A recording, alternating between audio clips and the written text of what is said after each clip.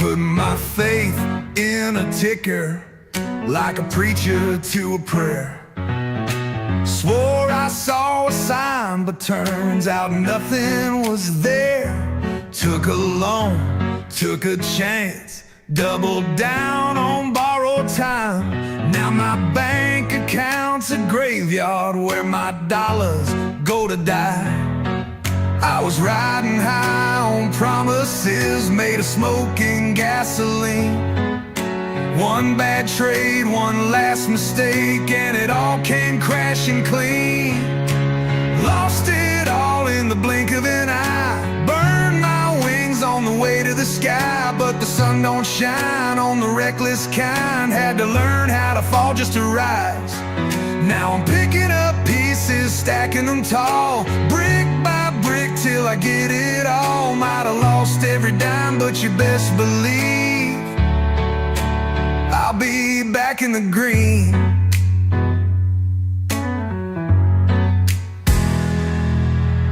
Whiskey and regret don't mix well with candlelight. Watch my future turn to ashes in the quiet of the night. But pain's a damn good teacher when you're sitting on the floor. And I ain't one to stay down, I've been broke before. I was chasing gold on a crooked road, didn't see that it was paved in dust. But the good Lord knows, and the wise man says, that a fall don't mean you're crushed. Lost it all in the blink of an eye. Burned my wings on the way to the sky, but the sun don't shine on the reckless kind. Had to learn how to fall just to rise. Now I'm picking up pieces, stacking them tall, brick by brick till I get it all. Might have lost every dime, but you best believe I'll be back in the green. Had to lose my pride to find my spine. Had to break apart just to realign. Storm came hard, but I let it pass. Now I'm standing here with a second chance.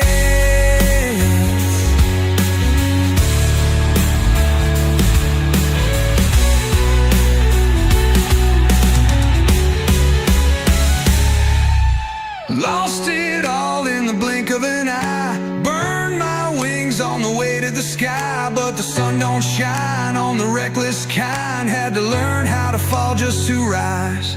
Now I'm picking up pieces, stacking them tall, brick by brick till I get it all. Might have lost every dime, but you best believe I'll be back in the green.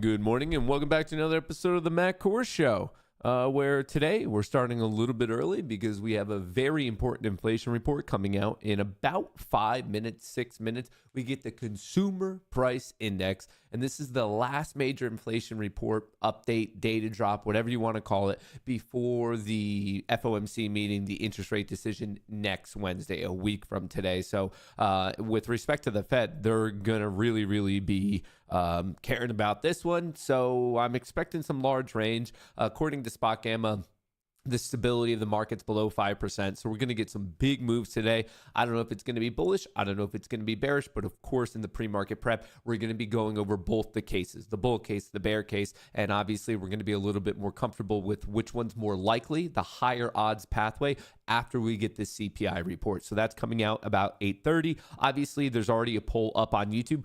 Vote away. I want to see if you guys are right today. Right now, the vote's actually roughly 50-50. I don't want to let you know who's leading, but vote. Obviously, you got to vote before the report comes out. If you vote afterwards, that's a little bit of cheating. So that's the first thing we're going to do today. We're going to basically watch the market. Well, we're going to listen to our boy Rick Santilli. Whenever you get to listen to Rick, you know it's going to be a good day. So we're listening to Rick. We're going to get the report. Then most likely CNBC is going to have some sort of panel. We're going to see if they say anything useful. From there, I have a bit of a political update of what's going on with Trump and Russia and Ukraine and tariffs and all that stuff.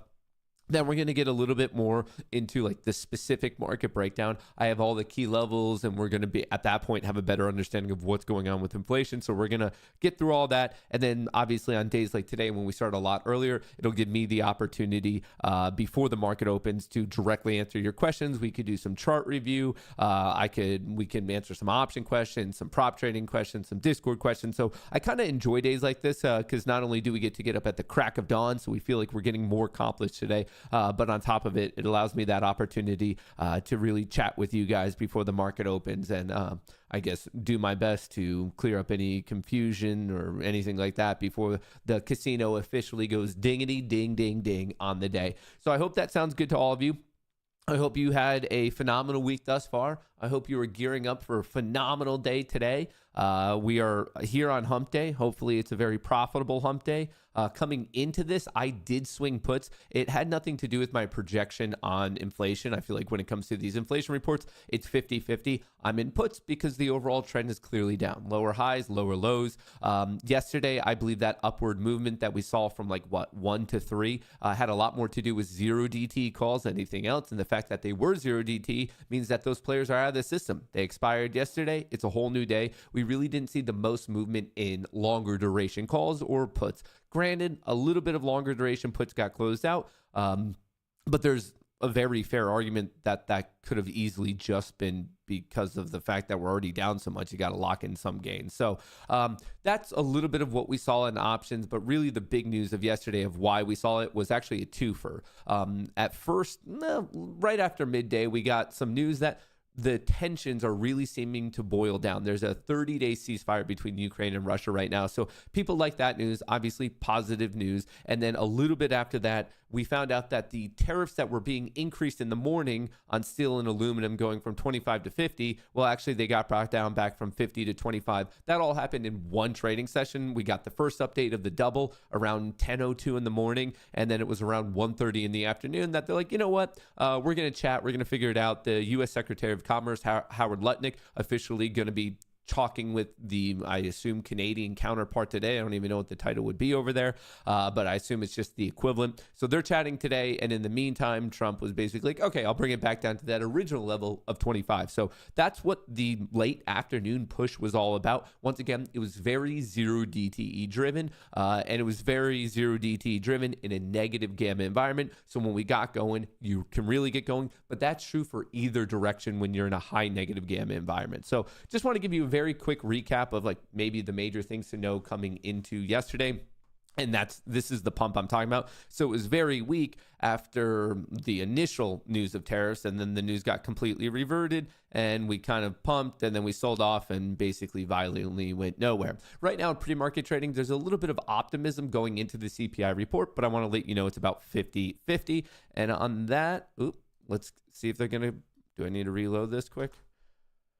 All right, I have about 25 seconds. Come on, let's get our boy Rick popping. Where is it? All right, we have this going. Just so you guys know, stock futures rise as key consumer inflation report looms. U.S. inflation seen elevated in February with higher food prices. Right now, the line in the sand is 2.9% year over year.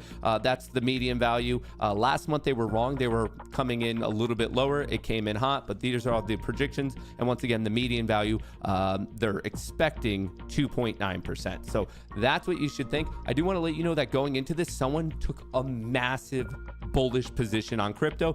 Let's see if it pays. Boom. Whoa there, Tonto.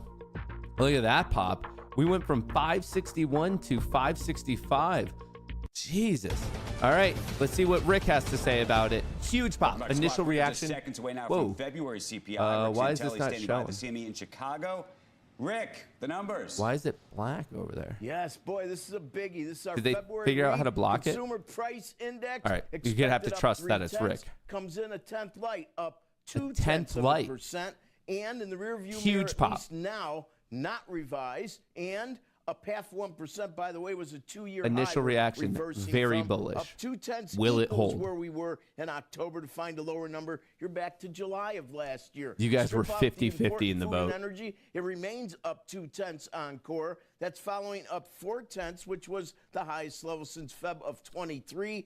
0.2, well, we equaled Dec of last year. Find a lower number, you're in June of last year. Year over 561 year, to headline 567. number, That's 2.9 crazy. expected, 2.8 Initial is what reaction, we get. very Last positive, look was but will it 3%. hold? We're seeing some 2.8 high to volatility. find a lower number, you're in November of last year, when it was 2.7. Bitcoin going from Do remember 81.2 that cycle at all the way the up to end of last year, 84. we actually The saw VIX not 2.4 dropping that on the much, September but we read, see some just to put a optimism in the face SPY on and the fact Qs that we taking have out been yesterday's high. lower. And if you look at X food and energy or core year over year, 3.1.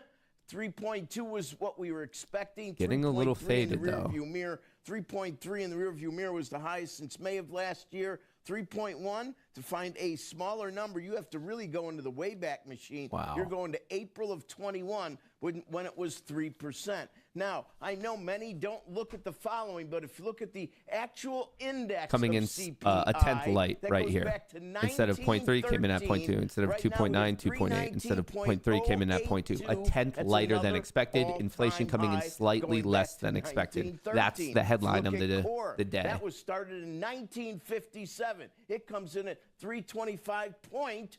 And it's guess already what? getting, another dude, new all-time forever talk high. about Well, use volatility, that team. inflation tool on Holy the crap. Bureau of Look at Labor this move. Statistics and the I have to go to the website. 5-second What you'll chart. find is inflation's running over 20%. Here's where it on came a out, basis, 561 going back up to pre-COVID. 567, Interest 567 rates down to initially moved lower as they 563 looked at and the bleeding. month-over-month numbers. What You is know that this, parlor dude? game. You analyze these numbers, but in the end, Oh, they're still man. sticky. And What a just to world. point out something, our What a last world we look, live still in. unrevised, these inflation numbers were hot last time, unlike today where they're a bit cooler. And what happened? We settled on February 12th, the last time No January chance of a rate CPI cut was now. out, at 4. They're not- we're- no chance of a rate cut. Year. It was the high water mark. Hot inflation, all we've done since is go lower. And the reason I point that out is there's a lot of moving parts pushing yields around these days. Andrew, back to you. Yeah, how are yields Okay, on Rick, this? thank you for that. Steve Leisman is VIX right coming here, down a little bit. looking at these numbers. Yeah, there was 10-year a concern yield just we'd come got in on hit. the high side. Everybody said they were So looking bond for prices upside going up a surprise. little so bit. It's really good to come in below. A little here. bit of a You got breather some in the help market from right food, now. Andrew. How's the dollar just looking? 0.2. You got Dollar a drop, pop too. in the, Dollar I have the drop, egg yields drop, category, but not SPY eggs up, themselves Qs on up. the top line data. Volatile, though. Meat, poultry, fish, and Like, eggs up really 1.6% nice. after Then got 1.9 crushed. the month before. Dairy products were down. I don't want to go through Right at too yesterday's high. exhaustively. The Qs are above it, Energy the was SPY is below well-behaved. it. You got a decline in airline fares down 4%. We don't know if that's a demand thing or that's just an energy thing being passed through. And then, of course, the owner's equivalent rent has been much better behaved right now. And where we are is we're going to see some impact of the tariffs. Nobody knows how much. I can't tease it out of here Dude, right is it now. not I've been going to hold looking- at I look all? for Imagine core if this goods, sells all the way back down to used cars would be 561. one place What to a, look for it's it. just That's toying one with our place where heart. We're concerned you might see that first initial round. We're going to see some impact in the months ahead. Nobody knows how much. It's very difficult to game it out right now. Right now, the street is looking for rate cuts from Dude, the they Federal Reserve. really gonna bring These it right back kind down? of numbers get the Fed closer to where it could be. Initial but you high, would think initial it would low. Still be a little bit too hot. We're a for lot them to say, closer now "Okay, to I'm the gonna cut initial next low." week." Right. But in this trajectory, you What can a say, trick, you dude. could maybe think about one if you don't get a big and lasting. In other words, this idea of the pass-through, it's the big and lasting Dollar's going tariff right impact back up. that I think would most likely stay the Fed's hand. Yields are going But you right still back want to up. see the CPI numbers tomorrow. PPI. PPI numbers tomorrow. PPI Producer is where price you would index see comes it out first, tomorrow. But again, we talked about this for a long time. There's pass-through. And pass-through, you could reduce margin. That's Bitcoin's bad actually for holding the investors in best right stocks now on if this. there's a margin reduction. But it's better for consumers if they eat it. Remember that chart I showed that you were I a little don't bit perplexed know, about? All man. these stations Are they along the really way gonna fade where this? tariff impact can The be whole reduced. thing? There are 4 or 5 places where you could absorb it. We'll see how much goes along. Has to do with how much Whoa. competition we have in the business. What the range? elasticity of supply and demand are. Steve, thank you, sir. Yeah, earlier I said that What's that? that I wasn't as worried about that. The concern now is growth. Not Really? as much I'm going to inflation. set an alert. If they make that's this true go for this red, moment, as in Joe. right But the below stock the market report, like just obviously fade still this, cared about inflation. that's a $6+ 'Cause dollar the move. market suddenly is, No, I mean, who knows where slightly it is at 4 below o'clock. 6, but it's a $6. But That's right now, 60 it's up points in the over SPX. 500 points. Look at the There's still SPX's movement on concerns this. about- That'd be bad to have It a just growth looks concern and an disgusting. inflation. Well, that would be the stagflation That would be thing, which bad. is the rare Literally occurrence that 60 shouldn't points on happen, SPX. because prices should adjust to growth. But We're up 330 now. Wow. Market's bouncing around a lot. No trades today, Matt? We're going to find out. What bothered the market? Or We're something gonna bothered find the market out. Was this issue of inflation was still on its mind. What I think the market may be saying is, okay, if we have cool inflation, the Fed can react on the growth side. And it would also be good if we knew, the inflation we were worried about that was still in the pipeline. It'd be nice if the only inflation we had to worry about was the tariffs, and we could put some of the old stuff away and say the Fed did its job and didn't leave that, Bitcoin holding nicely, but put a the stake in the dollar's heart. tracking And back now up. Kevin Warshian idea. It is? Watch for the Warshian. dollar to That's push Kevin wrote an 103.60. interesting This piece of by text. like No matter the what Qs are the holding better. administration Tech is does reacting on slightly tariffs, better. Everything the did go Fed kind is of green, still but responsible for the inflation SPY is outcome. getting It's an faded. interesting idea that he wrote. Okay. Let's get to our panel. Peter All right, let's Earl see if they have is a anyone senior good on their economist panel at the today. American Institute for Economic Research. Angela Hanks Wow. is a former CFPB and Labor Department official.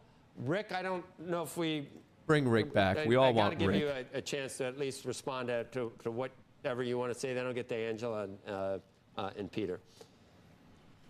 I think that there's so much talk about the administration trying to push long-term interest rates down, and we all know why. Housing. Traders Housing is see a Fed key resuming rate aspect cuts of the in economy June. that obviously is not running on Super all core cylinders. coming down. But I think very little of the action to the That's nice. downside had anything positive to do with the administration. And in terms of inflation, there is a lot still cooped up in the pipeline, and there may be even more to come. Look at some of the horrible issues in California after the fire, insurers not wanting to Dude. go back. There is going to be Are they costs, gonna fade the to whole homeownership. thing? There's What going a to be costs to dirty, energy dirty that setup. remain very, very sticky, and I don't see any of that dissipating anytime soon. I think market is a brutal stagflation is mistress going to be the team, word an most absolute often brutal used, but mistress. I think recession, I don't think I see a recession, but I do see a period of weaker growth. But then again, it shouldn't be shocking. If you pay for growth and then you stop paying, you get less growth, and that's really what this game's about. Hell yeah, Rick.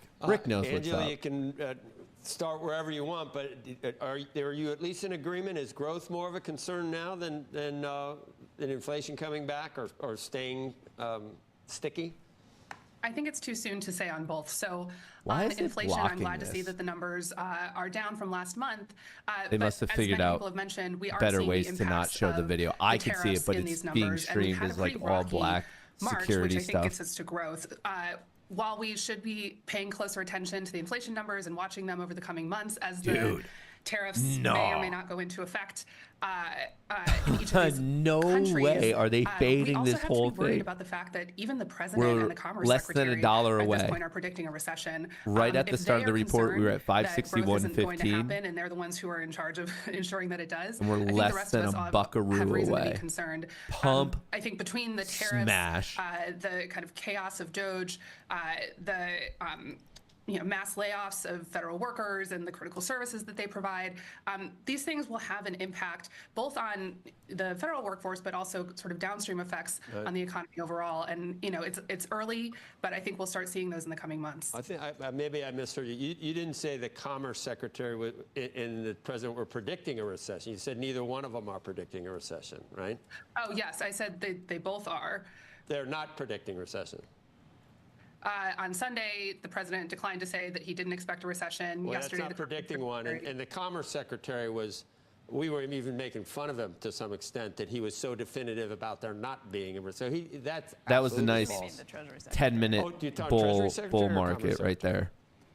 I believe the Commerce Secretary. No, the Commerce Secretary said, we even were like, whoa, how's anybody know? But he said, anyway, Peter Earl, your comments? That lady just doesn't know what she's talking Yeah, about. I mean, my view is that the decline in oil and certain food prices would show up as easing in the headline numbers, that the service side would be softening up, mostly due to falling consumer demand. There's a lot of price pressures at work right now, but at this point, they're taking place very early in inputs and early stage production goods. They haven't been passed on yet, so I think we'll see that in CPI, and we're definitely already seeing it in the regional numbers, the Fed numbers, the ISM numbers. Bitcoin fading the a little S&P bit, global but trying to hold. The manufacturing dollar service numbers. already So, went I think above. they're coming, That but is they're not still a good. ways away. The dollar dumped Can and you already explain recovered where- higher now than we're- where we were before the report. I'm not worried about CPI anymore, Peter. Now I'm worried about the PPI. Can you tell me whether I need to worry? Amazing how quickly Joe moves on. But you told me to worry about the PPI. Yeah, Steve told me to worry about the PPI. Why should I worry about the PPI? Thank you for Peter? listening. Well, I mean, the thing is that there's really three factors that determine how bad tariffs hit us, right? One is the actual number, the percentage. First time around, first trade war, they were about 3% weighted average. Today, they're 10, 20, 25%. First time around, they were targeted on capital goods. This time around, they're on everything from capital and consumer to consumer goods and all that type of thing. And third of all, we don't have the things like, a tax break to sort of soften the blow. Companies are going to be less willing to eat them. So I would watch for the PPI tomorrow. But also, like I said, very closely watch. Basically ISM now numbers, the S&P global unchanged, numbers, and all of the slightly regional green, numbers, up by which show a $1 lot more after about what's being up happening in 6. manufacturing and in the early stages of industry. Okay. Initial we're gonna end it pump there. was I wanna thank 1%, Steve and we are Leisman, now thanks for the up numbers, Rick. Peter 0.2. Earl, senior economist, American Institute for That's Economic wild. Research. Angela Hanks, thank Absolutely you. Former wild. CF, PB, and Labor Department official. All right, up next, former Treasury Secretary and the founder of Liberty Strategic Capital, Stephen Mnuchin, will join us. We'll get his reaction. Okay, we to the might data, come back this volatile to listen to market, and Steve. the president's tariff battle. Squawk. But in the meantime, so it's already being faded. They keep having to update this. Dow jumps 350. You reload it. Dow only jumps 200. So what had happened just now, like if you guys are joining in, what happened was at 8:30 a.m. just here, we got the CPI report, the Consumer Price Index report. From a media perspective, they treat it as if it's the most important inflation report. And yes, it is important. But according to the Fed, it's the second most important. So yes, for whatever reason in mainstream media, when they talk about inflation, they're commonly referring to this report. But according to the Fed, they do weigh the PCE report to be just a little bit more important. And there are some structural differences to like how these numbers are collected between the two, but overall they're pretty similar. It's not like they're massively different. So I just want to clarify what came out. Very important inflation report came out at 8:30, came out lower than expected. So inflation was expected to come in at value X. It came in 0.1% lower. So slightly lower, which you could see that initial reaction. Obviously right now people are like, oh, okay, cool. We want inflation to be lower. That's obviously a good thing. Then about 30 seconds into it, we started to get faded. And granted, it's still green, but it is seemingly heading back down to where we started. And I already see the questions of why? Wouldn't this cause us to pump and pump and pump? And not really, because if inflation is coming down, well, it's okay. There's various moving parts right now. This isn't as simple as is inflation going up or is it going down? The Fed has technically two mandates. Control inflation, you want to target 2%, and price stability. Right now, we have all this recent rhetoric of Trump beyond the world of tariffs. He also knows that he wants to bring the 10-year yield down. So the initial reaction right there was down, and then we pop back up. And I assume the initial reaction, they really, really like the super core. So you have CPI, you have core CPI, then you have super core. So what that is you have the headline, that's all of your inflation. Then you have core, which is taking out food and energy. Then you have super core taking out food, energy, and shelter. And it's actually that last one, the taking out food, energy, and shelter, the super core that really dropped. And we just got that news from financial juice. You could see like the breakdowns of all those metrics if you care. But what you need to know, the TLDR right now is inflation came in lower than expected. So for a bit here, the Fed was kind of under some pressure of like, help us out, cut rates, things are bad. Like we want this 10-year yield down. So not only from an economic standpoint, though, but there was clearly administration pressure. Like we had a lot of conversations, or I guess interviews or talking points or whatever you want to call it, from Trump saying, hey, like we got to bring this down. And then at first it was kind of like aggressive, especially when he first got in. And then he kind of dialed back his commentary on the whole thing of like, oh, okay, no, like we think we could take care of the 10-year and we don't need to like necessarily be like at odds with the Fed. But regardless, clearly the market is interpreting this as like, well, we're not really going to get that breather. At first there was excitement and a lot. Jesus, we just gave the whole thing back. Wow. At first, these weren't like human traders like me or you. These are all bots. Bots initially reacted. They're like, oh, inflation's cool. That has to be a good thing. And it popped. And then right away, 30 seconds, it started to get faded. This is a crazy reaction. I don't know if there's ever been a time where we saw such a large reaction like this magnitude. It gained $6. It gained 1% to just go right back to where we started about 15 minutes later. Clearly, the market is telling you that this inflation report, though cool, and this is good for all of us in the long term, we want inflation to come back down to 2%. We don't want it to be at the sky high values. We're still outpacing. Inflation in magnitude is still hotter than where we want it to be. Remember, we want it to be at 2%. That's the Fed mandate. So right here, the market is clearly telling you that it's not necessarily thinking that we're going to get in the short term so much support from the Fed. The Fed, if anything, is probably not going to be feeling much pressure to break one way or the other. They're going to be like, okay, we're on a decently good path, but seemingly not going to give anyone a breather in the short term. They're probably going to interpret this data and be like, okay, what we did with quantitative tightening, jacking up the interest rates, probably puts us on a good path. So why don't we just keep it here for a while? And that's kind of where we just saw, you can see, blah, blah, blah. Now, there was some chance of us getting a rate cut in May, but now there's less of a chance and it's kind of getting punted out till June. So I know this is like seemingly doing mental gymnastics, but the TLDR here is the odds of a rate cut. Well, we basically were never going to get a rate cut in March. And remember, the FOMC meeting a week from today, Wednesday, March 19th. Coming into this announcement, there was a decent chance of like, okay, maybe we'll get a rate cut. Right now, there's a 60% chance that we stay exactly where we were. And we're finally seeing better odds than not of June. So it's moving a little bit, but I do want to clarify how bad things would have been if inflation came in hot. If it came in super hot, it probably would have been July or September. So it's basically how far down the calendar, how many FOMC meetings from now is the market saying, okay, are we or are we not going to get this interest rate cut or the Fed fund rate cut? Because remember, we're at 4.25% and the market reacting in a very, very strange manner, still kind of positive, and that makes sense. It was cool inflation, but it's more of the bets that we're currently seeing in the bond/yield market of when they are anticipating the rate cut to be. Like I said, the odds coming into this were a bit higher for May. We're dropping for May, and now we're seeing an increase in June. And had the inflation come in really hot, I bet it would have been punted all the way to July or September or something like along those lines. If you want to check this out, just so you know, this is a completely free tool. You could just go to cmegroup.com. It's the Fed Watch tool. Just feel free to, I guess, Google search that or whatever. But very, very interesting. I know maybe it's not the most exciting thing. Maybe I shouldn't call it interesting. I should say it's very informative for you and your trades, especially your swing trades, to pay attention to what in the world's going on with monetary policy, especially when, once again, the magnitude of inflation is still too high. We have craziness going on in the yield market. We know crypto's going nuts. We know with this tariff situation, it's getting a little bit crazy. But remember, we're not just judging all of this in a vacuum. It's not like you can just come in today and be like, oh, inflation came in slightly cool. That's bullish. The bottom end, I got to buy. Remember, on top of all of this, we're just not in a vacuum. You pull one lever and there's 10 other levers that are going to get changed because, yes, this sets up inflation coming in lower. What's that going to do to the Fed? How is the Fed going to interpret it with not only the recent PCE, but tomorrow's PPI? Remember that their Fed meeting is next week.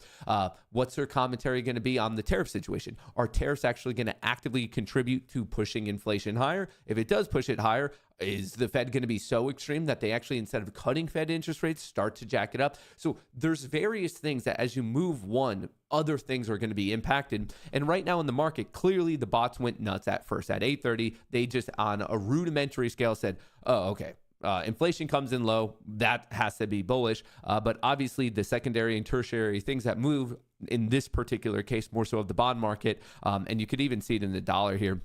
Look at this, yields dropped and the fixed income market popped it right back. And then you could also see this in the dollar. At first, the dollar dropped as the market was going up. But then guess what? The dollar ripped right back to pretty much where we were. So in the equities market, this could seem a bit confusing, but I do believe you get a little bit more information on like what is actively happening by checking the US dollar index. You could track that with the old Dixie, DXY, or if you're on TradingView, you can look at things like yields, like the US 10-year, that's just US 10Y. You could look at the 2-year. This is the one that the Fed has the most influence over. That dropped as well, but kind of popping back. And honestly, according to the options market, this is somewhat expected. And when I say this, I'm talking about just the insanity of the situation. Coming into today, let me load this up. We have 1% stability, as in there is no stability in price today. If you are coming in, I would assume don't trust any trend, but be looking for large movements. So whenever we get pumping one way or the other, yeah, look for that to continue or look for that to be large, but be a little bit hesitant of like your confidence in its continuation. 1%. I don't know if we've ever seen a market stability this low, as in it's pretty much non-existent. I don't believe you can have negative stability. And also the other thing that I kind of want to check right now with all of you, the VIX is at 25. So the volatility did drop and then it popped. It's coming down a little bit right now as the market is maybe gaining a little bit of footing. But coming into today, I guess in my personal opinion, and obviously I'm not your mom, do what you want, it's your money. I would not just be randomly like, oh, I'm going to be bullish, because it is very odd that we had this huge pop, quickly get faded, and at one point around 8:45, 15 minutes into it, got pushed all the way back down to where we started anyway. Granted, we're bouncing a little bit right now, but when I just see this funky price action with the fact that the right now stability is effectively the inverse of volatility.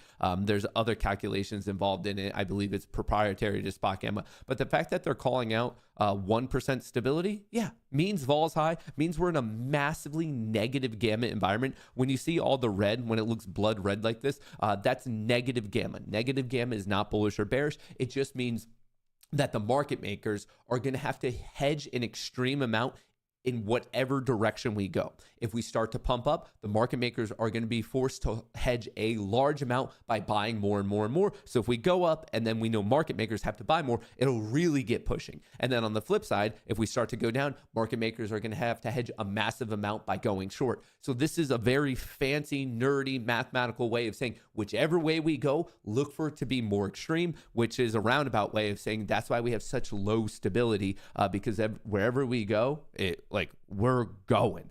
So be careful, but this whole thing, like at one point from the move from 830, like literally we actually came slightly below it. We're bouncing a bit now, but to just be arbitrarily like bullish at market open without any other confirmation of what's happening, particularly in the options market, that's just a very, very weak trade. If you're coming into this, especially looking at the daily chart, if you're coming in to this environment right here, look at this daily chart ever since Wednesday, February 19th. All we've had is lower highs, lower lows. We're getting absolutely rocked right now.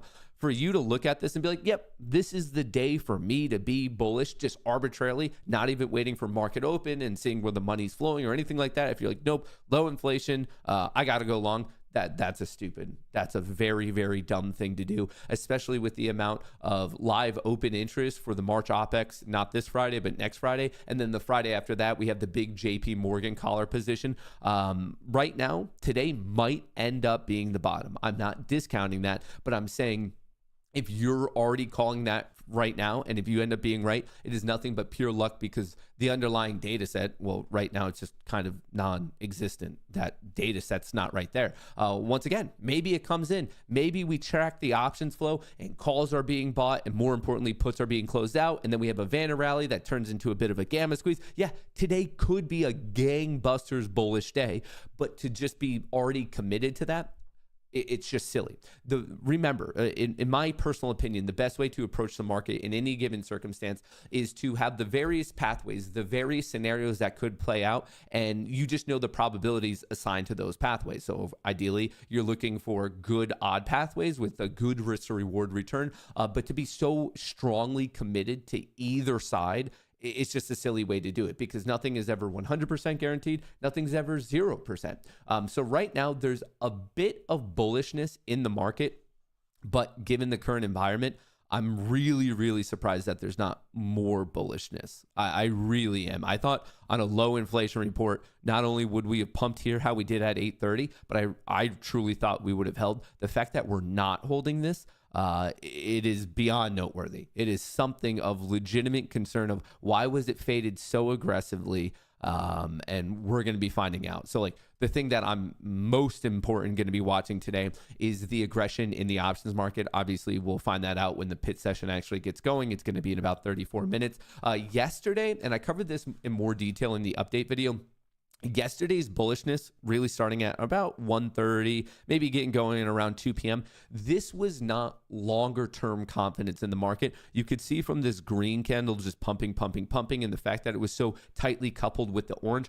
People were only aggressive on a 0 DTE basis. Yesterday, in that pump, they were not buying longer duration calls. And the longer duration calls that they did buy, they were actually selling them at 350. Someone was hitting the eject button going into that. So granted, if they held it to market open today, they would be better off. But I do want to point out that this bullishness we saw was a one-day affair. I'm going to feel much more confident about various swing positions and whatnot when I see actual aggression in the longer duration calls or actual weakness in the longer duration puts. On that note, there was some weakness in the longer duration puts starting around 1:30, kind of stopping around 3. Some of the longer duration puts were closed out, but how much can we really discern from that when the market's been getting this rocked and maybe it's just the time to like actually lock in some of their money? So right now, I guess the best way for me to legitimately summarize this is we got a report that on the surface level was seemingly bullish. I'm in no way saying it wasn't bullish. Lower inflation, especially for the fact that we've been battling high inflation for how many years now? This is on the surface level seemingly bullish. But as many things in life go, you can't stop at that surface level analysis. Something else is like something funky is going on underneath. Because right here, it was just so dramatically, it was aggressively faded. So the bots went crazy. And then basically the rest of the market was saying, nope, we don't agree with this at all. And it took them 15 minutes to completely undo that initial positive reaction. So for me, that's a giant red flag. Someone with a lot of money or a lot of players with cumulatively a lot of money said, nope, this is not the fair price for the market. The equilibrium's lower, and they basically push it all the way down. Granted, it's holding green. I mean, it is up. Hang on. Since the announcement, we are currently up 0.3%. But the fact that we're now seeing that with, let me update this. Still 1% stability, massive negative gamma. Can I zoom out even more? Oh, if I zoom in, you see how bad that negative gamma is. A couple days ago, I don't know how it was as of yesterday, but I believe as of Monday's market close, it was the most negative gamma environment that market makers have ever been in. Remember, especially if you're just joining in right now, when I say negative gamma, do not think that that means bullish or bearish. All you should think when you hear negative gamma is whichever direction we're going, we're really going to get going that way. And then on the flip side, positive gamma is more of a mean reverting environment. Like when you push up, look to get smacked. When you sell off, look to get bounced. It's basically descriptive of how market makers are going to react. In negative gamma, if we're going up, they buy more. If we're going down, they sell more. Positive gamma is the exact opposite. If we go up, they sell. If we drop, they buy. For most of this time, like really, let me go to the daily here. For most of these, like just long sustained multi-week, multi-month rips, this is commonly a positive gamma. I don't know the exact stats, but most of the time in the market, we're going to spend more time in a positive gamma environment than in a negative gamma environment. But there are times like August of 2024 and right now that you get to these negative gamma environments and things just get crazy. That's where you get these big sell-offs and you get the VIX spiking. It's also when you get these bull market rallies. Even when we're selling off, I mean, you get days that just jump 1.5%. So you do get bull market-esque or bear market rallies. You get crazy bear market sell-offs. Obviously they're not impossible. We're literally living in that environment right now. But it's not like a 50-50 breakdown. Like I said, we do spend much more time in this like like calmer, mean reverting type of environment. I have some questions right here. Any predictions on Tesla? Remember, predicting is stupid. I know a lot of retail traders are pitched this concept that someone can predict. But remember, this is a game of just, you're looking at reasonable probabilities. Be like, okay, there's X probability of this happening, Y probability of this happening, Z probability of this happening. I find that people, when it comes to trading, they come up with one idea of how they think it's going to play out, and then they just go pot committed, and they put all their money on that particular bet. And if it works for them, they feel like a genius, but they feel as if there's like some sort of puzzle that can be solved, when in reality, picture of it more of like a plant or a tree root system. Each little branch has a certain probability assigned to it, and none of them are 0, none of them are 100, especially with all this unknown information. So with it, this idea of like, I guess you could predict in the sense of like, okay, like I think branch A has this percent, branch B, and like you have to have that bull case and the bear case. Maybe you have a super bull case and a super bear case. Maybe you have like a choppy uncertainty. You should have all of these in your mind at one time. And then, okay, as data comes in, as price starts to trend in one or the other, you're trying to identify the pathway that is going from a certain probability to a higher probability. But it doesn't matter if it's Tesla or Meta or Nvidia or Palantir or any of these major tech plays right now. Really, when the overall market is acting the way it currently is, as in a dagger to the south side, that's what's going to be influencing everything. It's going to be very difficult for like something like Meta or Microsoft or Nvidia or Apple or Tesla or any of that to go up if the market is getting hit this hard. It's very, very rare for a major tech play to be doing well when the entire S&P 500 and NASDAQ 100 are just getting absolutely clobbered. Very, very rare. So a better question is what's going on in the overall market. And as I've been saying, I get that everyone is screaming to buy this dip. I just truly, truly believe that is a low probability play right now. I think the higher probability dip buy opportunity is late March, early April. Folks, the amount of open interest that is set to be expiring next Friday, not this Friday, but next Friday, it is not only the monthly OPEX, it's the quarterly OPEX, it's going to be quadruple witching. There is a lot of live open interest that is being taken off the option structure, not this Friday, but next Friday. And the way that that is all structured right now, it is completely put dominated. At least it was put dominated as of market close yesterday. Throughout the day today, it might change, but based on the current information we have, suggests that there's not really a chance of the bounce, the dip buy until about late March, early April.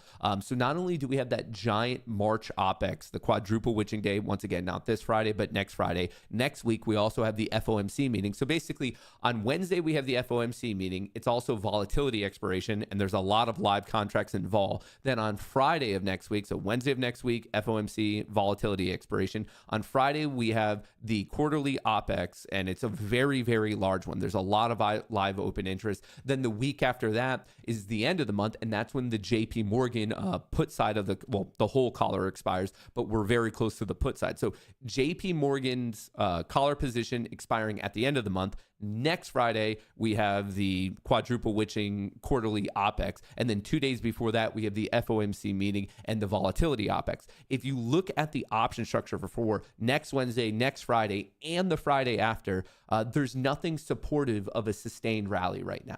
There just isn't.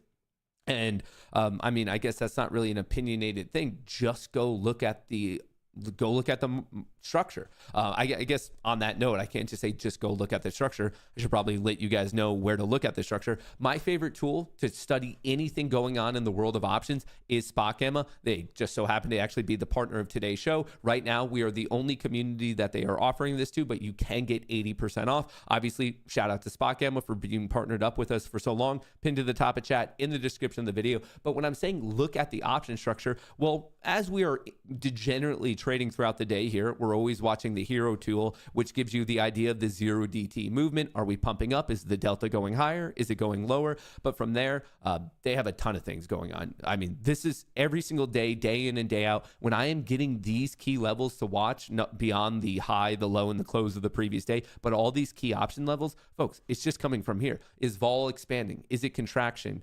There's so many things right here on indices. I could see the major levels being played. I could see not only where's the total open interest right here, total, I could see it just for the 0DT. And as you can see, just so you know, the blue is puts. Clearly, this is put dominated. There is more gamma negative. Well, there's more gamma being attributed from the put side than from the call side. This is put dominated on pretty much every time frame you could follow. So for today, that's what's happening right now. This is the total, and then this is for today. So the 0DT and the all expiration, as in all expirations put together, it's just right now it's put dominated. This is a rarity, but it's actually really fun because when it's so put dominated, generally your VIX is high, generally you're getting crazy movement, and generally you can make a lot of money if you're on the right side of the trend just because we have such big trends. But anyway, there is a plethora of tools in here. I'm looking at SPX, they have SPY, NDX, QQQ, RUT, and that's just for their indices. Obviously, they have an equity hub as well.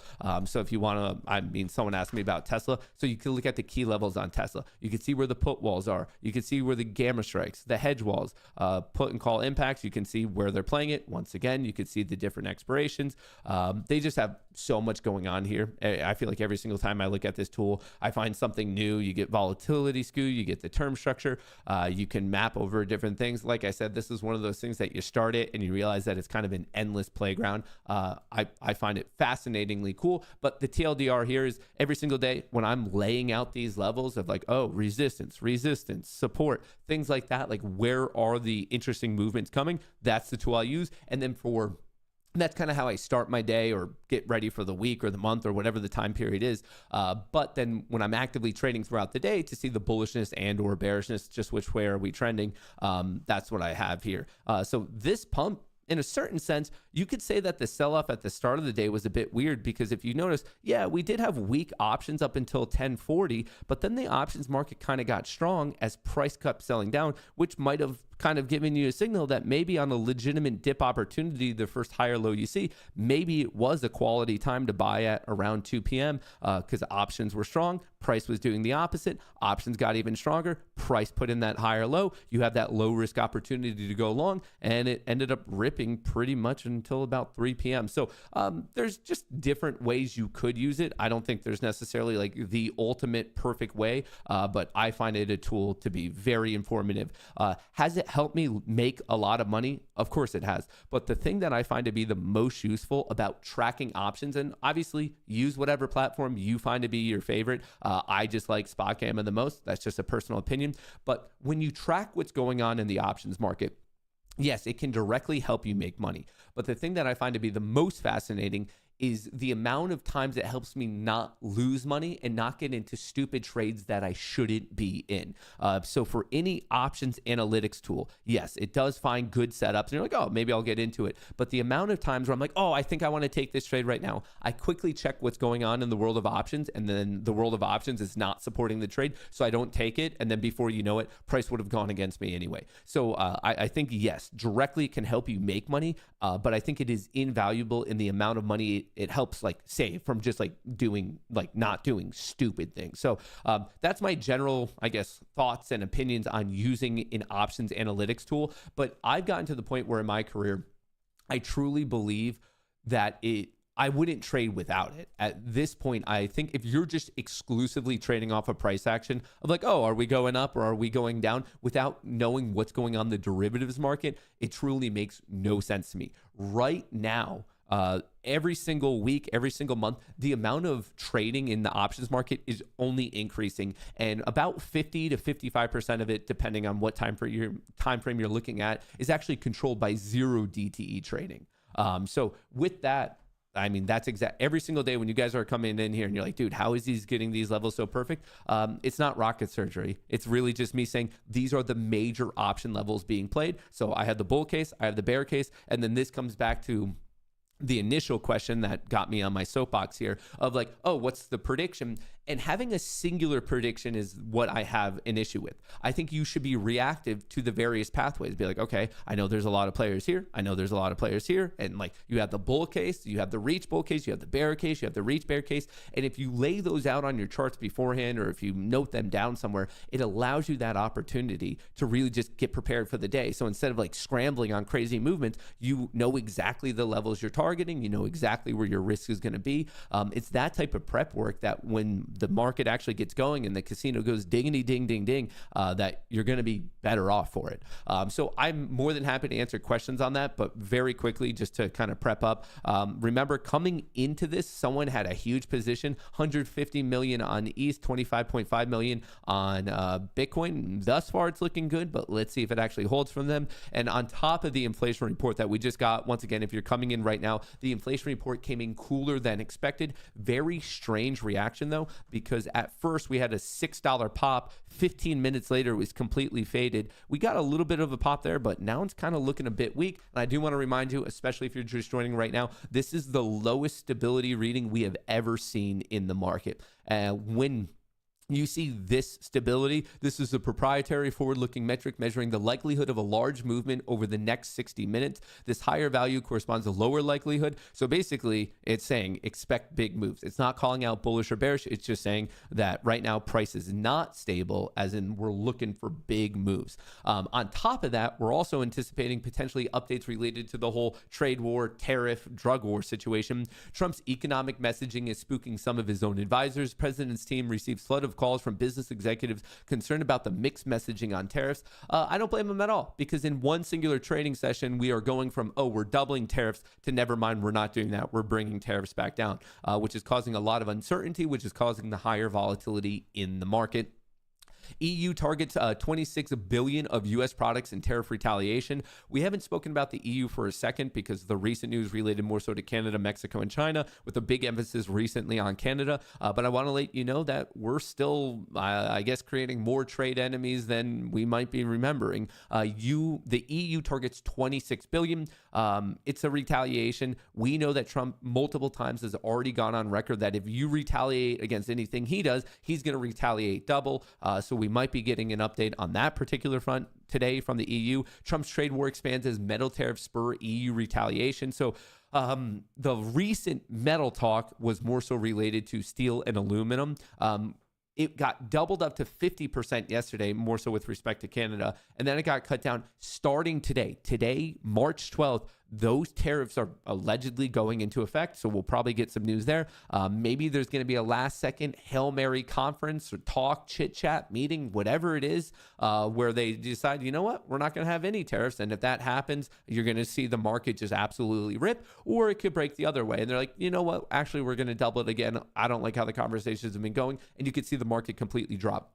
Coming into today with a bias of like, today has to be bullish, has to be bearish, I truly and deeply believe is a stupid thing. This could easily break in either way. So what you have to do is play the major levels of support and resistance, get in with low risk, and ideally, if you can catch a trend, great, that's awesome. You ride the trend. But then if it quickly goes against you, well, hopefully you have a stop at break even, so it didn't cost you anything anyway. This is very much the environment where you want to play with free lottery tickets. If you get into a position, it slightly breaks in your way, you put in that stop at break even, and you have a free lottery ticket. You take all risk off the table, and if it keeps trending in your favor, great, that's a freebie. And if it quickly goes against you, well, your stop was at break even anyway, so it didn't cost you anything. This is a game of fishing right now. You just keep casting out your lure, and you keep your losses as small as you humanly can, and you just take the paper cuts of losing your bait, and just, even if you catch 1 in 10, the big trophy fish is going to pay off all of those little paper cuts. This is that environment where you don't want to be over leveraged. You don't want to be pot committed to one particular viewpoint of the market. This is a game where the extra trades, the more the trades with good risk management is going to be your friend. Because if 9 out of 10 trades are just a break even or like a small, like a portion of a unit loss, but then that 10th trade, you catch the big trend, well, you're going to be massively net ahead.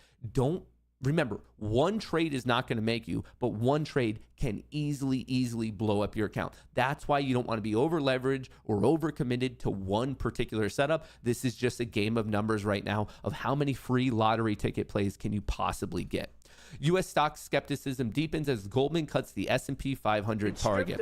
This is an interesting one to listen to. We're going to have drops and markets are going to go up and they're going to go down. Yeah. But you know what? We have to rebuild our country. Our country has been stripped of its jobs, of its factories. And I'm tired of seeing where they build apartments, cheap apartments in an old broken down factory. But you have factories all over the place that are empty from many decades ago. And we're going to change it around. And it's all taxing policy. You know, it's really a policy because we have great workers, great people. It's really a policy of taxing and incentives.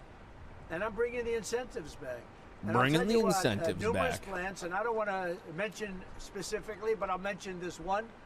Numerous plants in Mexico and other places that were under construction or soon to be under construction are now coming here, and they've dropped that because it was unfair what was happening. Mexico, they were building cars. They were selling them into the United States with no tax, no nothing. And in the United States, we were allowing them to take our jobs and take our factories, and we don't do that anymore. I don't see it at all. I think this country is going to boom. But as I said, I can do it the easy way or the hard way. The hard way to do it is exactly what I'm doing, but the results are going to be 20 times greater. I love it. This country is going to boom. I want to clarify, just taking a step back here. Even though the market's getting rocked on the daily chart, you can just see we're getting hit. Oh, sorry, I had all these CPI reports where we talked about the odds of a gap up. This was all from the update video of yesterday. But I want to clarify from a larger level. Like if you have a multi-year outlook, even though there's pain right now, I do think this is beneficial for us as a country, if you happen to be in the U.S., in the long run. In the long run, it's going to be beneficial for things like Doge, where we cut away a lot of waste. I'm worried a little bit of throwing out the baby with the bathwater, but overall, there's a lot of waste that is now being fixed.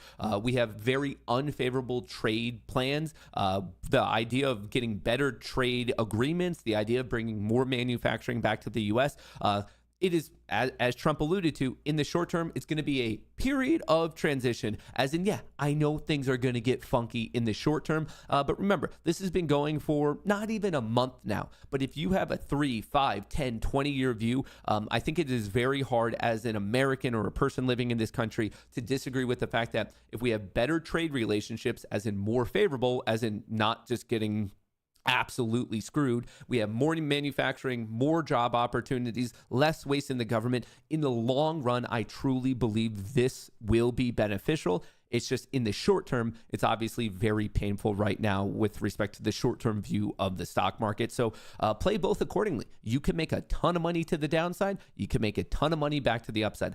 I personally don't care about the market going up or down in my short-term trading account. Obviously, my long-term investment account, I do. But in my short-term trading account, my swing account, you just play the trend. To make money in a trend account, all you need is a trend. It's not like it has to be a bull trend. It's not like it has to be a bear trend. The larger the trend, the higher the volatility, the more money you make. No one should be looking as an active trader. If you're an active trader, I'm not talking about investing, but as an active trader, right here, this is the time that active traders make money. With high volatility, big ranges, this is the time for retail traders like you, like me, that opportunity to turn a little bit of money into a lot of bit of money. That does not happen in bull markets. Bull markets, it's the whole saying of stairs up, elevator down. To make from a little to a lot of money in a short period of time, it happens in bear markets. I think there's like a giant misconception that people are only making money in bull markets. And that's maybe true for your financial advisors, these people with longer term views, because they're just generically bullish, because in the long term, the market does go up. So that's how they're positioned to play it. And that's how my long-term account is. But for a short-term account, if you're a person, when we see these crazy option returns of someone turning 10K into 250,000, something like that, that happens in bear markets. Of course, it could theoretically happen in bull markets, but if you look at the percentage breakdown of people turning a little bit of money into a lot of bit of money in a short term, it is all in high volatility, negative gamma, just giant vomits. So I don't want anyone to come into this like being scared or panicked.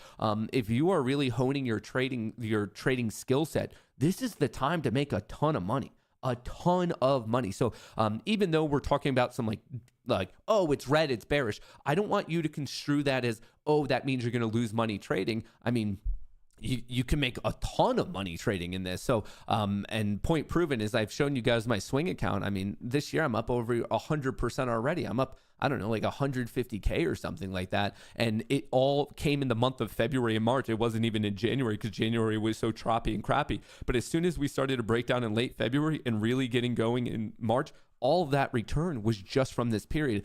So I don't want people to be scared and be like, oh, I got to like stay away from the market. If anything, this is the most interesting time to make money in the short term. And then when you think you bottom out, you take all those gains. And that's when you punt it into your long-term account to ride it back up. This is the best time to be involved in this type of craziness. Side note, but still important, House narrowly passes a 6-month funding bill as shutdown deadline nears. So that's also for this Friday. So I know we're talking about the uncertainty of the market. And I just know vol's high. I know there's a lot of emotions and he said, she said, and a lot of people screaming on the internet. But just to add a little bit of sprinkle into this particular party, we might have a government shutdown. So that's also fun. It did pass the House. It's heading to the Senate, and the Senate is a little bit more suspect. The measure now heads to the Senate, where its fate is uncertain. Republicans control 53 seats, and we already have one senator making it clear that he's firmly against it. So that's not so good. So basically, they know they have 52 votes. This means that they need at least 8 Democratic senators who would have to support the bill to cross the Senate's 60-vote threshold to send it to President Donald J. Trump's desk. So, yes, the bill to not have a shutdown passed the House, but to give you a quick recap of what we have to do in our civics class, it has to go through the Senate as well. And once again, that's potentially all coming to fruition Friday. Another thing to pay attention to. Earnings season is effectively over. There's still some that you might care about. Thursday, I'll be watching Ulta Beauty just to get an idea of how strong the consumers are. I like paying attention to that one. I call it out because I know some of you are trading it, but I really do want to move on to a little bit more of the specifics of today in terms of the key price levels. And of course, this is free, macrosoutLocals.com. It is free for everyone, always has been, always will be. I break down the previous week. I talk about the upcoming week. This is just a newsletter that's going to come to your email inbox every single Sunday. The earnings, the major macroeconomic events, but coming on to seasonality, I want to let you know that over the past 27 years worth of data, today has favored the bears. Now, over the last 27 years, the better part of 3 decades, the bulls have won it 56% of the time, i.e. the bears have won it 44% of the time. The issue here is that when the bears win it, they win it with considerable size. So that's why the seasonality of today is bearish. So it's more likely that the bulls win, but if the bears win, they win at bigger size. So it might pay more. Well, it does pay more to be a bear on this particular day. Going into tomorrow's also leaning bearish. For quite a while, it was more of a bullish day, but in the past about 7 years, it's clearly started to be dominated by the bears. And then to conclude the week, it is actually leaning a little bit more bullish. So today and tomorrow, from a seasonal perspective, this is not the end all be all. It is a bit more bearish, but then to conclude the week, it does get a little bit more bullish. Once again, just from a seasonality standpoint, this time around might be right, might be wrong, might be more worthwhile to pay attention to the tariff news, or seasonality just might reign supreme. I like to view this as not the end all be all, but tailwinds and headwinds that I like to consider for my current positions. If I see a technical setup, a new setup that also agrees with seasonality, yeah, I might increase my bet size. If all of a sudden I see a technical and an options and a new setup that's bullish, and all of a sudden I see seasonality it's bearish, well, maybe I just size it down a little bit. The more things that align, the more aggressive I'm going to be with the bet. The less things that align, I'll lessen my bet. And if everything's just mixed up and nothing's aligning in one direction or the other, I simply just don't trade. So that's kind of how I view it. Seasonality, not the end all be all. It's just one thing I like to consider in like the whole mix of everything. With that being said, we kind of should go over today. Where are we actually trading right now in pre-market? I just want to see. We are at 5624. So we are right about here, 5624. So we're actually gearing to open up right above previous resistance, potentially turning into support. So 5624, right where my cursor is. Remember, the green, the red, and the white are the high, the low, and the close of the previous trading session. Obviously, worthwhile to pay attention to. We expect a lot of reaction at those key levels. So it seems like we're going to be opening up just below yesterday's high and just above a key options level. If that holds and we bounce, look for the test of yesterday's high and the potential breakout. What's crazy about today is the next major options level is all the way up at 5,700. So if we can get going above 5,636, if we hold this support at 5,620 and we start to push and we hold this, I'd be looking at potentially a $40 push. A 64. Sorry, I don't know where I'm cutting 40. A 64-point push, which is about $6 on the SPY. Actually, where would that bring us? Where's the SPY right now? 561. So that would bring us in the realm, the SPY equivalent of about 567-ish, but really on SPX, the major upside target is here. Now, for that to play, there's various ways that we could get there. It would be the most interesting and the most exciting if that happens with what's referred to as a Vanna rally. And you know what Vanna rally is playing out? If you see the blue lines right here, this is the longer duration puts and this is the 0DT puts. If they are skyrocketing up, that means that a lot of negative delta is being removed from the system and vol is collapsing. When those two simultaneously happens, that means that the market makers don't have to hold as many short positions to hedge their book. They close those shorts out, i.e. you have buyers pushing it higher, most likely prompts a little bit of 0 DTE call FOMO, and that's when you rip. And are we set up for that? Very potentially. I mean, look at how much negative gamma we are currently in. So that is one potential scenario. Is that the thing I'm blindly going to be betting on out of the gate? No, but if we get it and then I see puts being closed with a massively negative gamma environment, yeah, we could be talking all the way up here today. On the flip side, if this doesn't hold, yeah, there's more support at the key psychological level, also a key options level of 5,600. That would be based on where we are opening up. I'll just double check this. I'll reload it. Based on where we are opening up, that would be my first downside target right here, 5,600. And below that, we have yesterday's closing value. On news-driven days, it's not necessarily my favorite play, but hitting the previous day's closing value on these overall indices is a very high odds play. So from there, I'd be watching 5572. And if we're at that level, I'll start to clarify my positions down here. But let me show, okay, we have this. Can you guys see this? I just want to, do I have the right screen? I have too many screens going. All right. Let me reload this so you guys can see how the options interest is today. The highest option interest for today is all the way down at 5,500. I see that the market is nice and green in the morning and we got some low inflation, but it should be concerning that the open interest for today is almost doubled. As in there's 2x puts than there are calls. That shows you how dominated the 0 DTE option chain is. It is almost double puts than it is calls. So, and we see a huge spike here at 5,500. With respect to the change from last night to today, let me just reload it because we'll get some new data.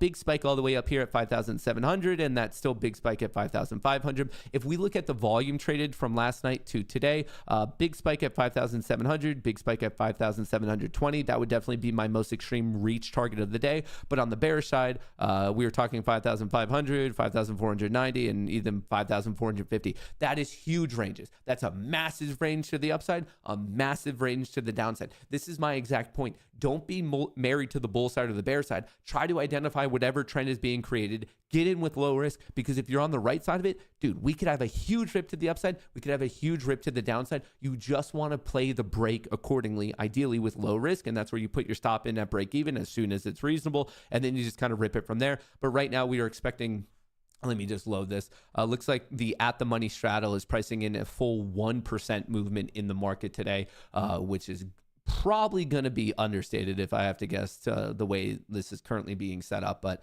that's pretty much the levels I'm watching. As things develop, obviously, we're going to be able to track the options flow throughout the day. Let me switch over to this.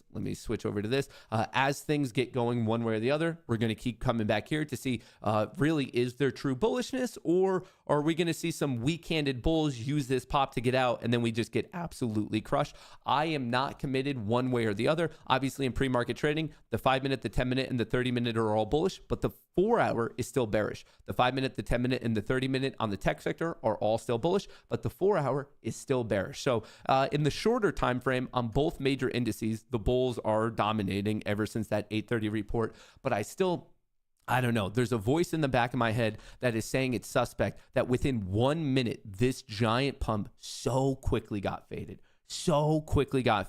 A bit of a red flag, but I'm I find that concerning. It's a major reason of why I'm not just chasing this to the upside. But the most important thing is not only going to be this price trend and if we hold these clouds or not, but really what I want to do is I want to see where the big options money is flowing. What are they doing? Are they buying? Are they selling? Are they looking at calls? Are they looking at puts? This is really, really what I want to see. And obviously, we're going to have more clarity on that as soon as the market opens. Bitcoin is actually already getting faded just for right now. It seems like there's a lot of people asking about Tesla this morning, so I'll put that up there. Currently up 7% in pre-market trading after Donald Trump got a new Tesla from Elon yesterday. And then I'll also, what do you guys want to see? Palantir is also up 7%.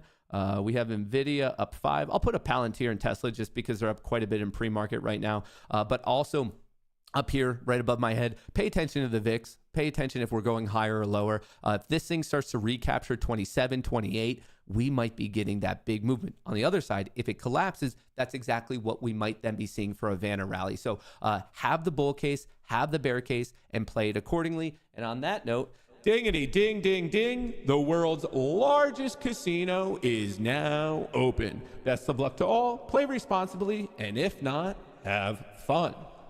All right, I'm going to be waiting for market open, but just to show all you guys, I have not traded today. Here's all my accounts, just no trades. I'm ready. I have 25 accounts. If I see an opportunity I like, I'll take it, but I'm going to let the options market really tell me what to do because I see lower highs, I see higher lows. I have no idea which way this is going to break, which way it's not going to break. So just patient. I am not judging anything off the first minute, 5 minute, 10 minute. The more data, the better. The initial reaction out of the gate, a little bit bullish. The initial reaction, a little bullish, quickly faded on the Mag 7. So we're going to be checking that out.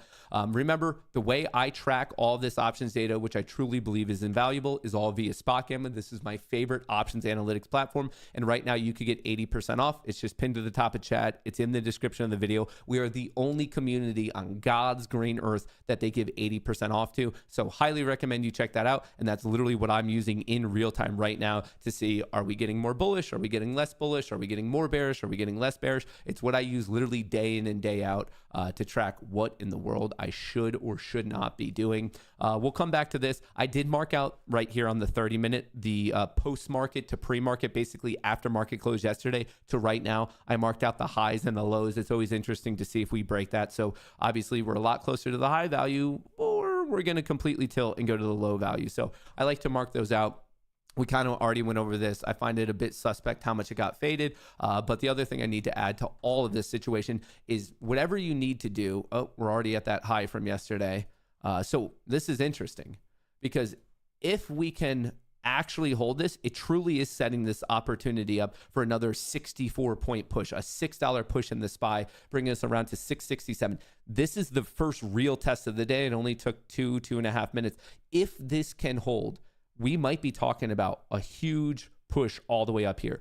A negative gamma Vanna fueled push all the way up to here. So that would be interesting. On the flip side, if it gets smacked, watch for support at 5620. So support, potential breakout. This would be my next target, which I know it's far away. But when I see like just how much lack of stability we have, when I see how much just negative gamma we have, it is totally possible. The at the money is looking for a 1% move, which is roughly, it's slightly less. We'd have to go like 1.2% or something like that to get all the way up there, but 100% possible today.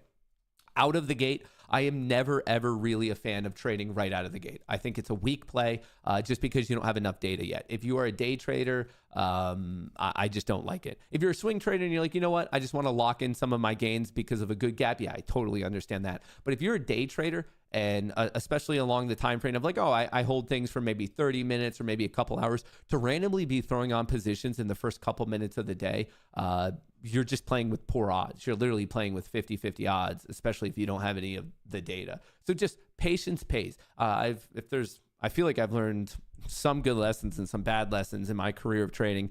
But one of the things that I really will like die on the hill of pitching is this concept of patience pays. If you can just wait for that setup, the more you have an ability to sit around and do nothing, you're going to have a better ability to make more money. Trading is one of the few things in life that less is more. Like literally some of the best traders I know, They come in, they check the market at one point, they change their portfolio, and then they leave. And they are just very, very stringent and disciplined for like waiting for their exact setups. So the more calm you are, the more just disciplined, waiting for it. You don't need to rush the trade. Think about it this way. Even if there's that perfect setup and you miss it, guess what? There's going to be another one. It is far better to be missing a high quality trade than it is to be getting into a trade that you shouldn't be in. So you should definitely err on the side of caution of attempting, and I know this is way easier said than done, and I have this problem myself, but it is far, far, far easier just to manage your account by always perpetually just waiting for those A+ setups, or even if it's a less quality setup, you do it with the least risk. It's like I said, it comes back to what I was like kind of murmuring earlier of no single trade is going to make you, but one bad trade can actually blow up your account. So just wait. Calm, cool, collected. We're going to be here all day today. And if there's no good setup, we're going to be here all day tomorrow. Wait for that exact trade to come to you, because if you play this game right, one good trade, you could be in and out, make a shitload of money, and then just move on with your life. I think there's a lot of pressure, whether it's social media imposed or self-imposed, that like you're like, I gotta trade, and there's that feeling that like the more you do and the like it's going to be better off. And in many things in life it is, but in trading there's a lot of getting busy doing nothing, if you will. All right, what do we have going on? This is the Mag 7, the combination of Apple, Amazon, Google, Meta, Microsoft, NVIDIA, and Tesla. Puts are flat. Calls are being purchased. Decent amount of calls for this Friday. That's the green going up. But the fact that the blue lines are going flat means no one's really touching puts at this point in time on the Mag 7. With respect to the S&P 500 complex, commonly thought to be the best barometer for the overall market, not good. People are buying puts and the calls are flat. Not the most right here. It just got clocked at 933.50. So right before 934, about 4 minutes into the day, the Delta got smoked and hasn't really recovered since then. So a bit of two different stories. The Mag 7 is telling us a story of strength. The S&P 500, it's maybe bouncing back a little bit right now. At one point was telling us a story of weakness, which is interesting because it went up, but it's indecisive, which is almost being shown in price. The Mag 7, some strength. The SPY, indecisive. Be careful. We're seeing no prevailing trend. So if there's no prevailing trend, what are you doing trading? What are you doing trading? Just wait. Wait for either right here, another big Delta pop. Which way is it going to break? Either wait for the options to rip and agree with the Mag 7, or wait for the Mag 7 to drop, whether it's calls being sold or puts being purchased. Wait for some sort of alignment. But when you're seeing like this mixed up of a situation, especially when vol's so high, like what are you doing? Just wait for that perfect setup. See, the SPY doesn't want to go anywhere. Yes, tech is trying to break out, but for whatever reason, the overall market, people are not so stoked on it right now. So just wait. Yes, this might break out and rip. I called out this level, but guess what? We pushed to yesterday's high, tried to get over, got smacked. This might be a rejection. That's what I'm saying is if we break and hold this, yeah, then we're talking up there. But that's a giant if, because on the other side, if we get rejected, which it seems like we are, guess where we're going? We're going to 5620, the next key options level. And then from there, we have another 20-point sell-off to 5,600 if this were to not hold. Remember, this is a giant game of if-then statements. If this happens, then I'm looking for this. If this happens, then I'm looking for this. It's always just Bayesian probabilities. Like if we're in one situation, here are the probabilities of the next. We get to one of those situations, we're in that condition, then you're looking for the next one. It's just doing that over and over and over again. And right now the SPY is getting clocked. Yeah, Delta's getting hit right there. Calls are being sold. So the people who are probably chasing this rip or chasing this gap up, they're losing faith. Longer duration calls are dropping, and probably most of that is from 0 DTE. So people who got really enthusiastic about a seemingly quality inflation report, they're saying, nope, never mind. And they're selling, but now puts, I don't know, we're kind of like all over the map right here.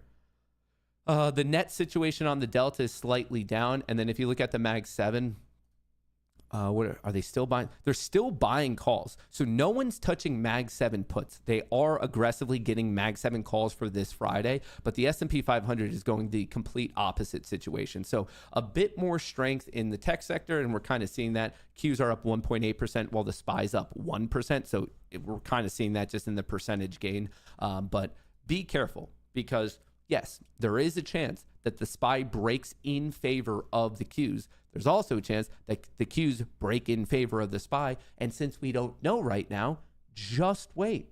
Just wait. I feel like my major job, besides having just devastatingly good-looking beard, I feel like my second most important job, especially on days like this, is reminding everyone, have as much patience as you possibly can. You do not need to be rushing anything whatsoever. Wait for things to align. That's when you take your shot. And especially in high volatility environments, on big news days, when we're in a trade war with no market stability. If there were a defined environment where it's like, oh yeah, just like do nothing, it would be right now. Wait for those things to perfectly align. Wait for the technical breakdowns, this, the other thing, like whatever your favorite technical breakdowns or breakouts are, that's what you want to look for. I'm kind of now just seeing the higher highs and higher lows in the Qs, while I'm seeing lower highs and lower lows in the SPY. So completely different story. We are seeing clear strength in tech. I mean, fuck. You can see MSTR is up 2.5, Palantir is up 7. Here, let's put the big gainers at the top just so we could track them. Tesla's up the most, followed by Palantir. Nvidia's up a good amount as well. Netflix, Meta, they're up 3. You have Broadcom up. I mean, there's some nice gainers in the tech sector. The issue is some other sectors are weak. Let's see what the sector is. Energy getting hit since market open. Financials getting hit since market open. Utilities getting hit since open. Industrials getting hit. Healthcare, not so much. Real estate, not so much. Consumer staples are actually looking strong, and consumer discretionary are trying to bounce back. So we're seeing some clear weakness in financials and energy. Utilities are trying to bounce a little. Industrial. So industrials, financial, and energy are all looking very weak, and it is tech that is actually the strongest one, with consumer staples looking pretty decent as well. So that's why the SPY is looking way different than tech. If there were isolated bullishness, it would clearly be in tech, while the rest of the sector is either doing all right or actually getting hit. So what we're seeing in tech is a very different story than the broader market. So even though we have a bunch of green over here, it's just because I generally watch tech, but that's why things are looking so different. Beard needs some trimming, to be honest. That's because you're worried I look too good and you're getting jealous.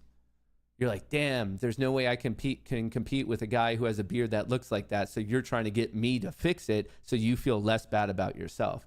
I fully believe that is what's going on. Fully believe that's what's going on. All right. How's Rumble doing? And I'm not talking about the chat. I'm talking about the stock, dude. A nice 6. Dude, Rumble's picking up 6.8%. There's a lot of green over here today. But yet it feels like we're barely holding on. The Mag 7 is showing quite a bit of strength in those calls. No one's touching puts, bringing it to the NASDAQ complex. Pretty much flat. Calls started to get sold at 932, sold again at 937. I find the NASDAQ one to be less informative than the Mag 7. It's still informative, but I like to track the big guys and see what they're doing. And then bringing it back to the S&P 500. What do we have going on? Calls are still being sold. Be careful about buying calls on the SPY because you are going against the options market. As of 9:42, as of 12 minutes into the trading day, all I am seeing is call selling. If people start buying puts, the delta is going to drop even more dramatically, and then the SPY is going to get cracked, and we are going to come to this first target of 5620. If that doesn't hold, we're going to probably have a quick vomit to 5,600, and this would be the first major test of the day. This would be bear target number 1, and then my main bear target from this situation would be 5,600, which is about half the distance between today's open and yesterday's close if you need a rough equivalent on the SPY. But I do see that we're seeing a little bit of a crack potentially here in the Qs. Is this the trade that I want to take on the day? Is this the trade that I want to take on the day? Oh, yes, no, maybe so. Yes, no, maybe so. All right, we're in. Risk is the recent high.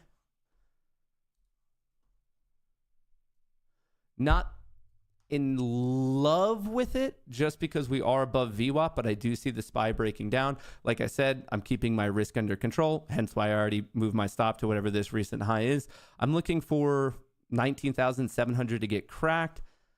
And what I should do is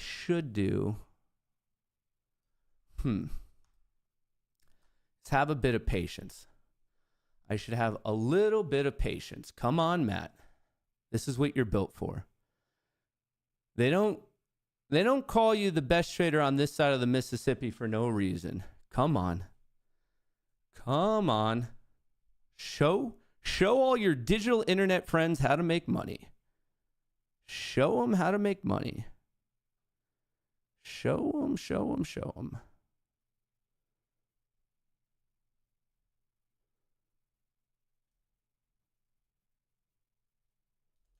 All right, not loving this little bounce right here, but I know we're in a higher volatility environment, so I'm going to give it one shot. And then ideally, you know what? Screw this. I'm taking all my risk off the table. All risk off the table. Whoa, that was a big pop out of nowhere. Uh-oh. Uh-oh, SpaghettiOs. Oh, I need a rejection. It's coming for me. Stop. Yeah. All right. Order canceled. Break even trade. I don't like it because it means my unrealized was quite a bit higher than where I was, but I didn't want to risk anything just in case there's like some sort of push. So just trying to be really, really defensive. I was trying to catch a vomit, obviously on the bounce back, but a slight scratch trade right here. I thought maybe we get this nice trend line breakdown, but obviously, if anything, it's giving us a trend line retest. So just want to be protective. I really do think that this is coming down just because I see so much weakness in the SPY here. But more, especially with the fact that I have new accounts, I need to be more protective than anything. I gave it a shot. I tried to play the vomit. And guess what? I protected myself to try to play the vomit once again. And if I see that weakness, I could play it again. So that's, you got to always protect yourself. I don't know, especially in these heightened, oops, here we go. Yeah, we came right back up. Maybe I play it if we break this down, because then I could just risk this. I have well-defined initial risk, and then if it breaks, obviously I have one target. So trying to keep it simple, but most importantly, and this is where things really went wrong for me on my last fight with all these accounts, was I was just taking like unreasonable risk. All right, we're trying again. All right, Order already have my submitted. stop in, not risking that much, and maybe I could catch it. But if it goes back up, guess what? I'm protecting myself. I don't know where the next bar is going to be. The next bar might be a huge green bar that screws me over. It might be a massive red bar that benefits me and I make a ton of money. To be able to survive this like gauntlet, it's always just taking minimal risk, as in minimal hits when you're wrong, and taking outsized wins when you're right, and just basically assume that you're going to have a 50-50 probability. Of course, you can tweak your strategies here and there, and maybe you change your odds a little bit, but in general, you can just never approach this that like every single trade is going to be that nice trade for you. If anything, you should go into each trade assuming it's going to be a bad one and like kind of treat it as like, oh, wow, I'm like surprised it went my way. So with that, I have well-defined risk. I hope it breaks my way. I very much hope it breaks my way. But I'm obviously very prepared if I'm wrong on this, because I see a lower high. I saw this failure at the trend line. I see the failure at the EMA. Maybe it breaks my way. I obviously need it to take out 19,666. If it does that, cool. I'll move my stop to break even, and then I have another free play.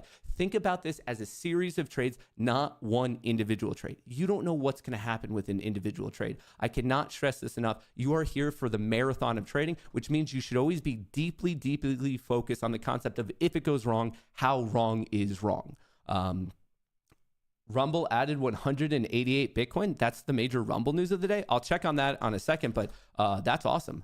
That's awesome. That's awesome. I don't know their direct plans or anything, but I believe that. Wait, hang on. Let me do the math on this. Okay. I got to be careful here. All right. On this push, taking all risk off the table, another freebie play. And this, when I say we're playing a lottery ticket game, this is what I'm talking about. I have a lottery ticket. I will not be losing money. No, worst case situation is I'm just break even on the day. But guess what? Right now I'm up $25,000 and counting. Let's see how this goes. $17 million worth of Bitcoin. Well, that's definitely why it's up. Hang on. Sorry, I'm going to come back to this news, but obviously I'm just trying to manage this position. Let's not. Come on. Stop. Just take another flush. Take another flush. Oops. Fuck.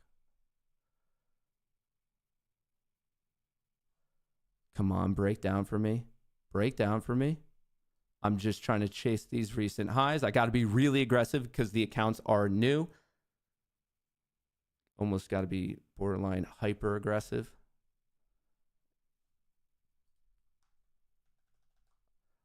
If my accounts had more of a buffer, I would give this more of a leeway. I'd probably keep my current stop at break even. But since the accounts are new, yep, right there. Order canceled. Not a bad day. $800 per account, $750, something like that. The first one, I was super protective. If I held it, it probably would have been fine anyway. But once again, in the name of protection, that's a beautiful thing about trading futures is there's no pattern day trading. So you can do like literally whatever you want.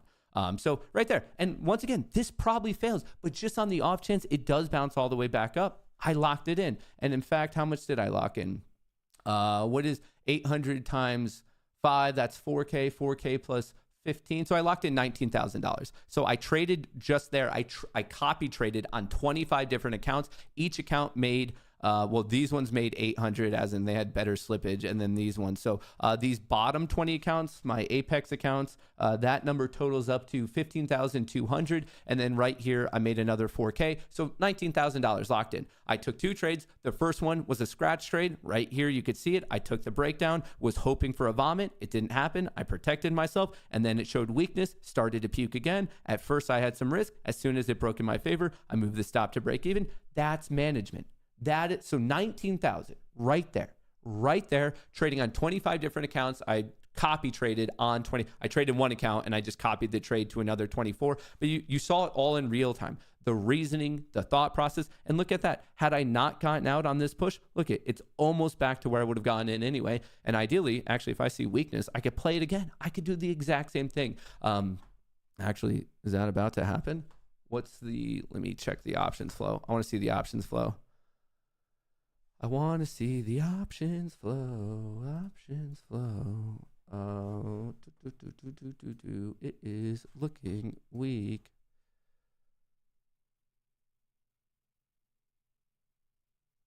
What is going on over here? Let me check. Tesla's coming down. Where was Palantir? A lot of people watching Palantir. Struggling.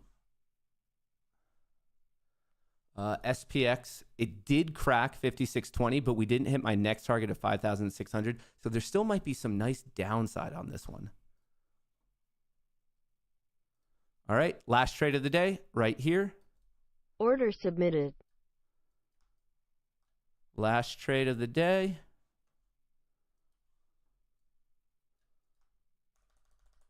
Oops, shit. Order filled. Literally by the time I got to it. Is it going to get rid of these orders? Something just happened. My chart is like frozen. Order canceled. What is happening right now? Hang on. I'm having some issues. Cancel all orders.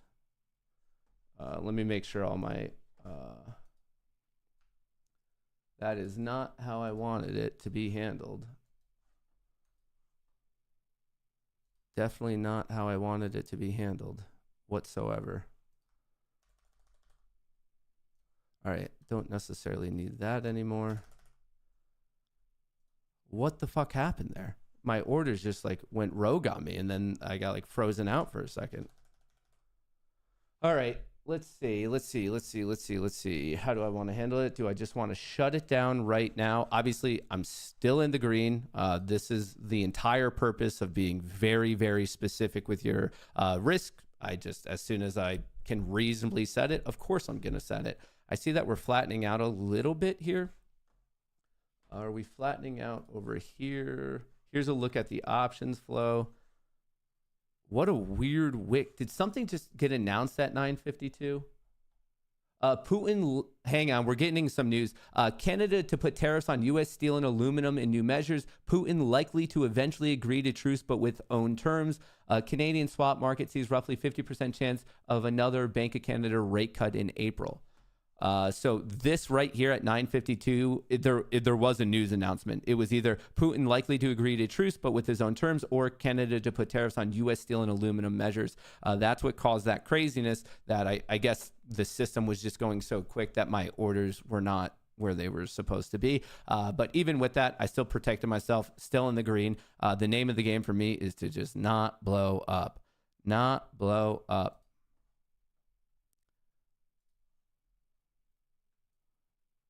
Order submitted.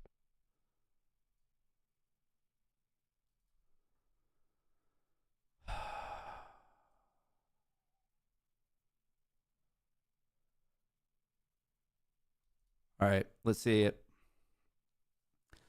Let's see what I could do here. Can I actually catch a flush as I've been doing?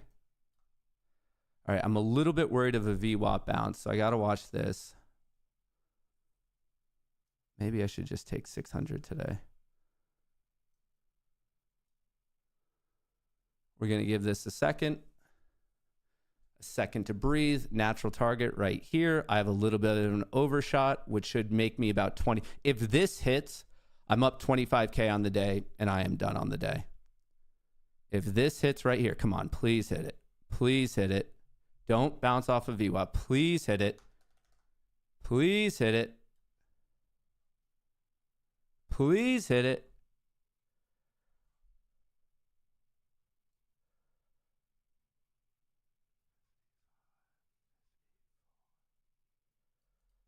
All right. I already took all my risk off the table. It's a little close. I don't like that I had to do this. I'm just worried about such a strong bounce.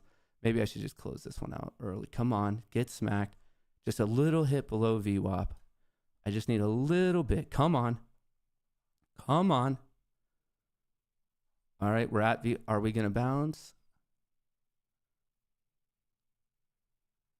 Come on. Come on, just that again. It keeps touching VWAP. All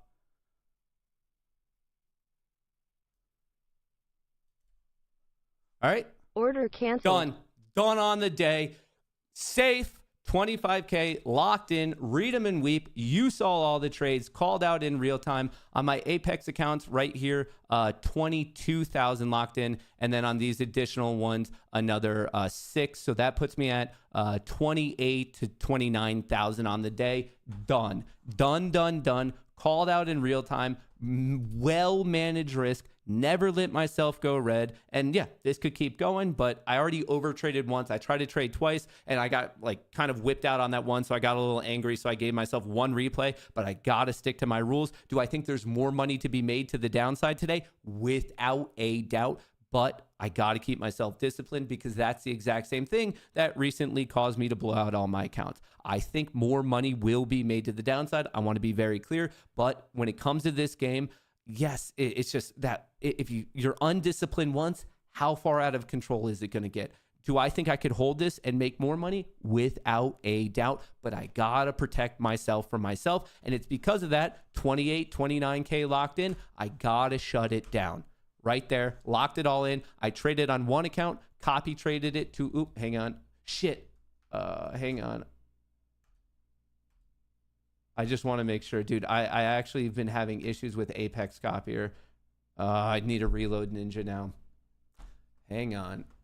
Let me load back in. I just want to make sure there was no rogue orders like there was before. Trust me, I'm not attempting to trade. I'm trying to kill all my orders, flatten all the accounts, make sure I'm out. I just want to make sure that we are doing what I need to be doing over there. But yeah, how are we on the, oh, look at that. We came right back down to my other level. Right back down. All right, come on. Please tell me that there's no, I just need this to load. I just want all the orders to be canceled. Are the orders canceled? Yes, no, maybe so. Do I have any positions? No positions. I just want to cancel. I hope all of them. Cancel all orders. There's no positions. Everything's flat. Cool. 28, 29K locked in. Like I said, oop, something's not loading. Hang on. I got to give it a second.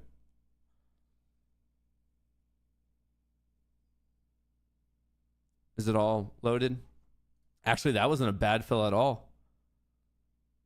If I do say so myself, that wasn't a bad fill at all there, Tonto. Maybe I am the best trader on this side of the Mississippi.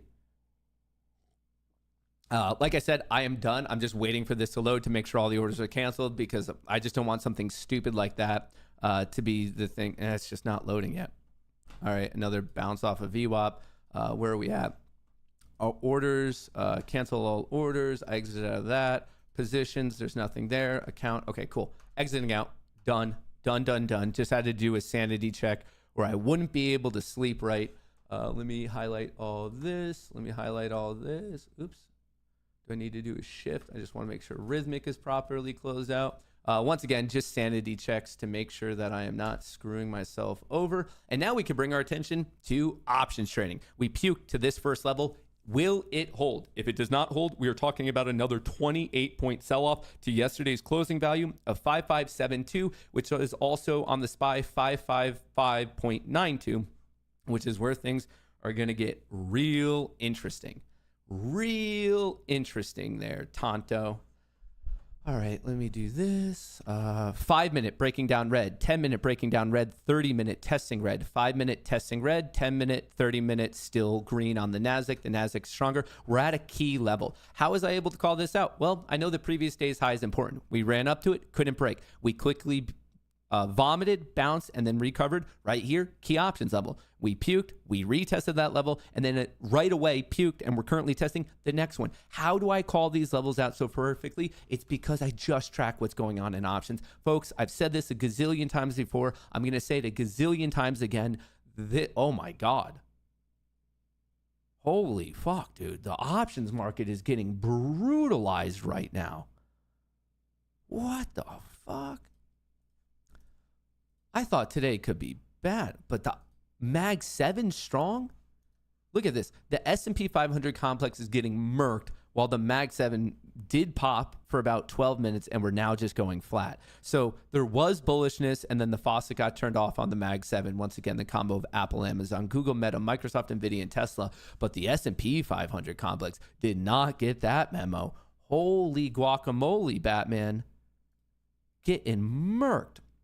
Anyway, that's crazy. We got to watch that. Watch this key level. If we bounce, look, if you're playing this bounce, play it up to 5620. If it breaks, play it up to 5636. If it gets rejected, play it back down to 5600. If this bounce doesn't become a thing, play it down to 5572. Folks, just play it from level to level to level. Whichever way it appears to be breaking to you, you play that break. You risk the recent extreme. So if you played this breakout, you would risk the recent low. If you're going short here on the breakdown, you would risk the recent high. Get yourself well-defined risk where if it hits it, have the discipline to be like, oh, I was wrong. That is exactly what I was doing with the trades that I showed you today, right? I moved my stop right away and I was like, okay, cool. It knocked me out. It happens. Shit happens. You're gonna be wrong on 50% of your trades. I think that's one of the most devious things that I see in the psychology of retail trading is it is pitched or people for some reason believe that when you're an active trader, I'm not talking about investing. That's a completely different thing. And I know it seems similar because it's still on the stock market, but investing and trading really are wildly different. Speaking about trading, if you are an active trader, a day trader, a scalp trader, a swing trader, an option trader, if you are actively trading, you're going to be right and wrong about 50% of the time, plus or minus 10%, maybe somewhere between 60 to 40. That's life. Of course, you could change the knobs a little bit to jack it up, to bring it down, but just for the sake of this conversation, it's going to be around 50-50. So if you're right half the time and wrong half the time, what do you have to do to be net profitable? Well, you need to do everything in your power to minimize your loss size and everything in your power to maximize your win size. This trading is not a game of finding something that is right 100% of the time. For whatever reason, it's pitched that way, as in, oh, this guy has a specialty model. The way he solved the puzzle of the market, he's right all the time. No, you could be net profitable in all major timeframes every, month, quarter, year, something like that. But you do that by, on every individual trade, minimizing your losses, maximizing your returns. And people do it the inverse. They want to be right on every single trade, and myself included. We all fall into this psychology. They want to be right on everyone, so they let their losses grow out of hand to give themselves a chance of maybe it turns in my favor. And then when they see a little bit of green, they take the profits way too early. They're doing the inverse. You want as soon, like right here, if you took this short, I don't know if it breaks down or not. You don't know if it breaks down or not. It's easy. If you took that breakdown trade, that's your risk. If you're taking the breakout trade, this is your risk. You do everything to keep your risk small, so when it does or doesn't break in your favor, if you're wrong, you took a small hit. If you're right, oh, okay, then that's when you get paid. And depending on how small your losses are and how big your wins are, you could even get it to the point where you only have to be right 1 in 5, 1 in 8, 1 in 10. If you are keeping your losses that small and your wins that big on a relative basis, you can really actually have a horrible accuracy. There's this kind of famous hedge fund in South Africa that they are only right 12% of the time. Their accuracy rate is 1 in 8. But when they're right, their payoffs are 20 to 1. So 7 out of 8 trades, they lose 1 unit. On the 8th trade, they win 20, and this is obviously over a large data set, and you do the math. They're net ahead by 13 units in every single series. Obviously, it doesn't work out perfectly like that, but when you get a lot of data, it's going to basically end up, the law of large numbers is going to play out, and that's the success levels that they end up seeing. So just to remind you, you don't need to be right a lot. You don't even need to be right 50-50. That is just part of the equation for your positive expected value. You need to be right enough to pay off those losses. And the equation for that, your expected value, which you need to be positive to be a positive trader, is the average win size multiplied by your average winning percentage. And then you take away your average loss size multiplied by your average, like the inverse of 100% of whatever your win percentage is. So win percentage times your average win size, take away your average loss size multiplied by the percentage of time that you're wrong. That's the equation for expected value. And if that's not a positive number, it means you're not a positive trader. It means your system is not a positive system. The Q's having a pretty violent bounce back all the way to the high from yesterday. Looking at the flow, the Mag 7, what do we have going on here? Someone just closed out puts. So this recent pump in the NASDAQ is actually not call buying. There's a little bit of call buying, but it's more so puts are being closed out. And then we are getting, since 10:03, the turn of the hour did bring a bit of a pop right here. The delta is actually really starting to get going. Now, overall, we got hit, but right at 10:03, 10:04, somewhere in here, you could see what did we actually have happening. It's the twofer. Puts being closed out and a lot of 0DTE calls being purchased. So the puts are the blue lines, and then the green and the orange are the calls. So when the blue lines go up, puts are being closed out. Obviously, if it's dropping, puts are being bought. It's adding negative delta. And then on the flip side, when the green and the orange going up, calls are being bought. And if they're going down, calls are being sold. The green is the 0DTE calls, and the light blue is the 0DTE puts. And obviously, the other ones are the all expiration, as in the 0DTE plus every other expiration date. So right here, you can confidently see 0DT calls being bought, and then also some 0DT puts being closed out, but more so longer duration puts being closed out, and that got going right here at 10:03.50. So once again, if you want to track it, you could get 80% off right now. Spot Gamma, it is the best option analytics tool in my opinion. 80% off. We are the only community they are offering that. And then if you're trading and you want to trade with less risk, right now, you guys saw me trade my 25 accounts. I had 20 Apex accounts and 5 take profit. That's how many you could have on each. You're allowed up to 20 on Apex and 5 on take profit. I trade on one account and copy it to the other 24. So if I'm successful, that means I'm 25x successful. Obviously, on the flip side, if I'm not successful, that means I'm 25x not successful. So it's just like a huge amount of leverage. But what's crazy about it is you could get in for very, very cheap with SIMDA funded trading. Right now, Take Profit is running a huge deal. Get 30% off and never pay an activation fee. So for you to go from the eval to the performance account, for you to trade with someone else's money, it's actually relatively cheap right now. This is the current best deal if you pass the test on the first time. If it takes you a couple times to pass the test, Apex is currently cheaper, but since they're pretty much eye level right now, I just wanted to share this with you. On both Apex and Take Profit, if you use that code Cooney, that's how you get the discount. Right now, Apex is 80% off the test, but you pay the full activation fee, while Take Profit is 30% off the test, but there's no activation fee. By the time you do the numbers, they're pretty equivalent right now. So whichever platform you like more, just make sure to use that code Goonie, Goonie, to get the discount on both. We're seeing the Qs with a bit of a pop. Let's see if it actually can recover. Tesla all over the place. You guys were talking about rum, so I do want to dive into the rum news. Rum. Maybe I should spell it properly. What you guys were saying that they bought some bitty Bitcoin. Bitty Bitcoin right here. Update data for Rumble. BTC held 188. Cost basis 17 million. So it looks like they got in around the lowish 80s, the mid 80s on Bitcoin. Rum announces first Bitcoin purchase of 188 Bitcoin for 17.1 million. That is awesome. May buy more depending on market and business conditions and companies' cash needs. Rumble announces a purchase of 17.1 billion in Bitcoin in accordance with the previously announced Bitcoin treasury strategy.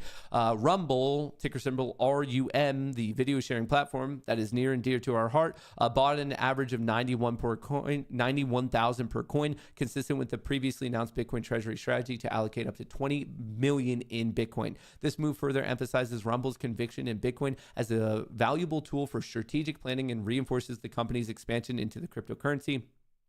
The actual timing and value of additional Bitcoin purchases, if any, will be determined by management in the discretion and will depend on several factors. So they did get 17 million and they have the ability to purchase more. So that's some of the big news there on Rumble. And obviously specialty shout out to the Rumble audience. And as of right now, you can see that the stock likes it up about 4.75%. Potential little miniature turn here in the SPY.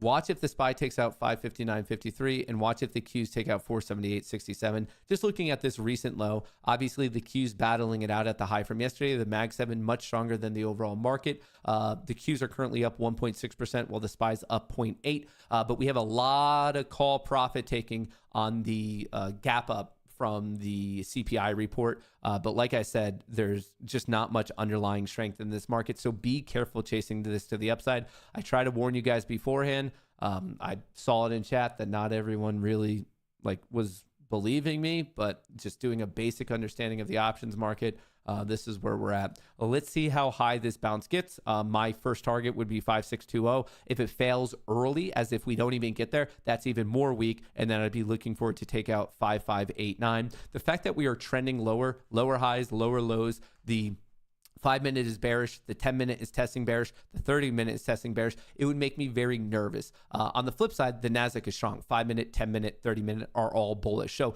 maybe the NASDAQ gets going enough that it causes the S&P 500 to turn around. On the flip side, maybe the S&P 500 falls enough that it causes the NASDAQ to turn south. So right now, it's very indecisive. So I just wouldn't be doing much. The SPY and the Qs are actually now breaking down. If you took this short right now, your risk is easy. It's just this recent high. You do not need, there's so many traders in this space trying to overcomplicate shit.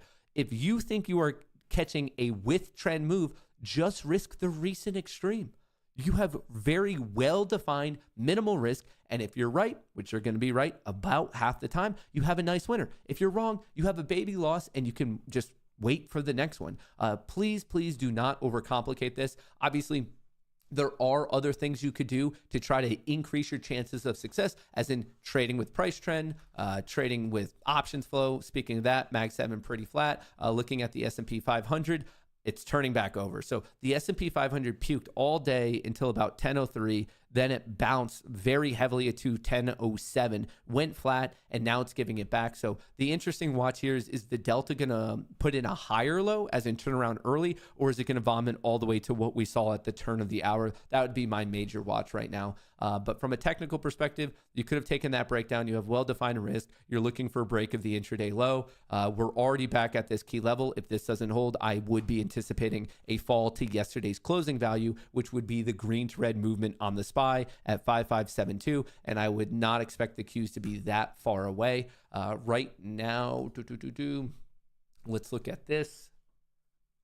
still a hyper negative gamma environment, as in whichever way we get going, as you're already seeing today, we're probably going to keep going. And the stability of prices 1%, another thing telling you, yeah, like basically watch out. We haven't checked in on this in a second, so I probably should. Where in the world is, oh, the VIX is holding 25.5. The VIX is looking kind of crazy. The VIX did get hit right after that report, then bounce, then coming back. If the VIX recovers 26, pay attention. If it recovers above 27, the market's probably taking another large intraday hit. A large intraday hit. Is it your own software copying? No. I use Apex Trade Copier. There's various ones doing it, but it is software that auto does it for me, but I did not create the software myself. Like I said, there's various services that are out there that do it. I use Apex Trade Copier. I'm not saying it's the best. I'm not saying it's the worst. I'm just saying it's the first one that I found and paid for and downloaded. So you guys might have an opinion of a better one. You might have an opinion of a worse one. I'm just telling you, I use Apex Copier. A lot of the times it seems to be perfectly fine. Sometimes I have issues with it, which is why I just double check all the orders are deleted just so I don't have a stupid mistake. That happens to you once and you're like, okay, I'm basically not going to do that again. Let me go to the 3-minute. But it's not the only one on the market. There are other ones. So obviously I implore you to use the one that is best for you and your current situation. If you are in the Discord, I have not done any trades or anything like that yet today. Just kind of waiting, basically waiting either for a reversal or an intraday breakdown. I am still swinging some of my positions, and I'm almost wondering if I should be adding to it.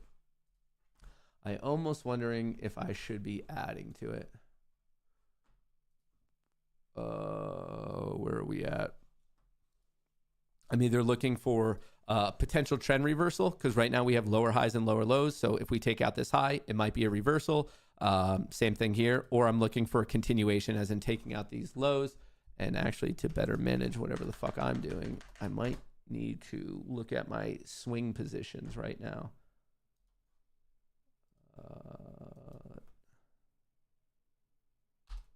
Are we failing at this? We might be failing. I guess I could add and then just use this recent as my risk. Oh, how weak is the options flow? So the Mag 7's pretty strong. The NASDAQ is now taking a hit. I'm surprised the Mag 7's not taking a hit. And then looking at the SPY, here's the SPY. The SPY's starting to turn. All right. Let me update.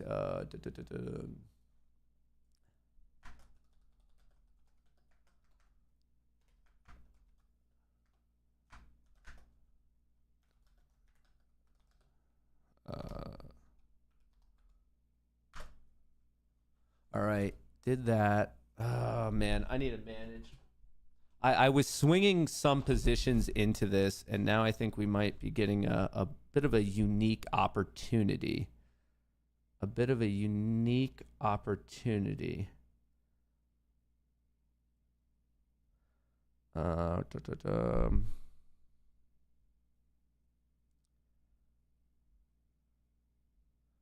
All right. If you are in the Discord, I am updating some stuff right now. For those of you who are interested in getting all my trades, like my swing positions, obviously on stream you see my high octane scalp trades on the futures market. But I actually mostly do options trading, and that's what I'm trying to add in one more. I am updating right there.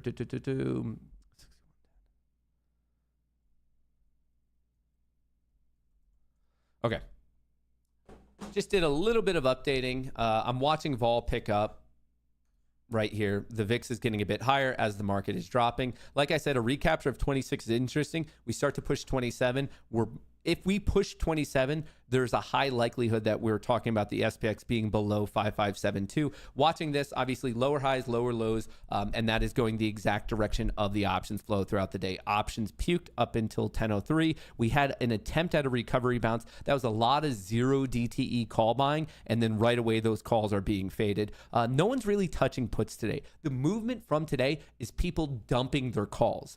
So we're not seeing extreme bearishness. Actually, in fact, the puts are flat. What we're seeing is a giant lack of bullishness. And I think that's actually really important. Who's the aggressor? Is the aggressor the bulls getting out or the bears getting in? Is it the combo of the two? And right now, bears aren't doing anything. It's literally just the bulls are very weak. The bulls are just using this opportunity to dump their calls because they know that next week is going to be absolute hell between the FOMC meeting, between the volatility expiration, between the quad witching expiration as well. They know that hell is coming. So they're like, okay, they're using today's pump to get out of their position. But I do find it interesting that people are not YOLOing into puts right now.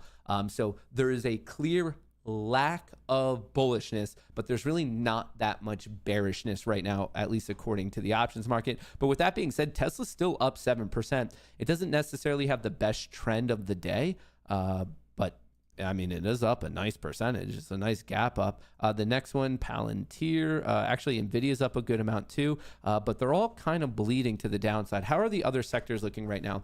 Energy is at the low of the day. Financials are at the low of the day. Utilities are trying to bounce a little bit. Industrials are at the low of the day. Healthcare is trying to bounce a little bit. Consumer staples, low of the day. Consumer discretionary, low of the day. Financials, low of the day. Energy, real estate trying to bounce. Materials trying to bounce a little bit. There's no subsector that's even tech's like just bouncing off the low of the day. All the subsectors of the S&P 500, that's what I was just going through in the lower right of the screen. They're all looking weak. They're all looking weak with maybe a little bit of a potential bounce, but right now, and that could change. Maybe it's 10:20, maybe at 10:30, the bears start to leave and the bulls step in. It could change on a moment's notice. But right now, in terms of like a snapshot of the situation, we're all the major sectors are much closer to the low of the day than they are anything else. Tesla with a nice gain. Nvidia, they're both seemingly trying to save themselves, bouncing off of a recent low. We're just hugging this 5,600 level. I do think this is a nice short opportunity just because I would wait for a bit of price failure, which means you could also just start to see the delta drop. So if we start to turn back down, like maybe we take out 97 right here, 5597, maybe we take that out and that happens in conjunction with the delta starting to drop again, which we're seeing a tiny bit of weakness over the past 15 seconds. But if we take out 97 and the like, this is a twofer. You have like both things need to be true. Not only breaking down in price, but also a breakdown in delta here. I mean, that's a nice trade because you have well-defined risk and you have a reward that is outpacing that. So will that particular trade work? I don't know. I would think that it's going to work, but I would also prepare if it doesn't, which is why you have well-defined risk. But what I can tell you is that type of trend following trade with low risk and higher reward, if you do that time and time again with proper bet sizing just to overcome variance, yeah, you'll be a profitable trader. But I mean, just like whenever it comes to an individual, like one individual trade, you don't know how it's going to work. Like you just don't. What you want to do is take good decision trades time and time again. And that's how you slowly but surely grow an account. Remember, one trade's not going to make you, but one trade could definitely fuck your account up. Definitely. Nah, bro, it's down, bouncing. Probably not. I don't know what you're seeing that makes you think this is bouncing. Potentially you're blind. I don't know if you need me to like buy you glasses or something. But the trend, lower highs, lower lows, and the options market is lower highs, lower lows. The only chance that this has as a bounce is right here if buyers step in at 5,600 and the bears start to capitulate. And that might happen, but I'm just saying, once again, a snapshot of what's currently happening, we're just not seeing that. You basically want, the green is going up. I was looking at this. You want more 0DT bulk call buyers to come in, but you really need these puts to capitulate. And they're just not at the moment. I mean, I don't know what they're going to choose to do a minute from now, 15 minutes from now. But whatever your analysis is currently, it's not a good one. It is absolutely not a good one. Price is down. Bearish. The 30-minute actually might be having a legitimate breakdown in 7 minutes. We're on the south side of it. The NASDAQ is testing on the 5, which might lead to the 10 testing. The only savings grace you have is tech is attempting to hold up. But like I said, if this snaps, we might have a quick 28-point sell-off. So to be like, oh, no, we're bouncing, you're not basing that on anything more than hopium. You're just saying, I hope it bounces. And It might, but right now, the data that we can measure in real time is not suggesting bullishness. If anything, it's suggesting a giant lack of bullishness. So now we got to wait. We got to wait. Let me actually do this. We got to wait. Wait to see how things are structured.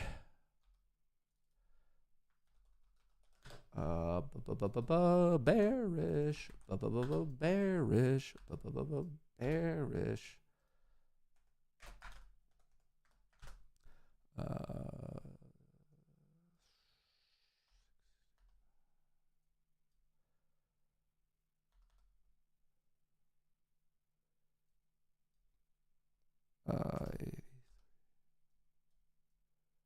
All right, I'm just getting all the things into the Discord that I owe the Discord. Yes. All right. If you're in the Discord, Piper just fired, so I gave it to you. So Piper's in there. I updated my swing plays. I already did all of my the live trading. You guys saw that. I shut the program down. That's honestly just a way to save myself from myself. Tesla's looking a little weak here. We put in a lower high and we're testing this low. I don't actively have a position on Tesla, but you might want to watch this snap at 245. Let's do a quick little rundown of some daily chart stuff. Let's see if there's any other swing opportunity. So we try to get going today. SPY's looking weak. Look for this push to 5572 or SPX. On SPY, you're looking for a push to about just below 556, I guess, is what you're looking for. But we try to get going today. Not the best of luck. Same thing on the Qs, but they are stronger. Bitcoin saving itself at 78, but not the biggest bounce. Tesla, there's now a downside gap fill. Let me get rid of this.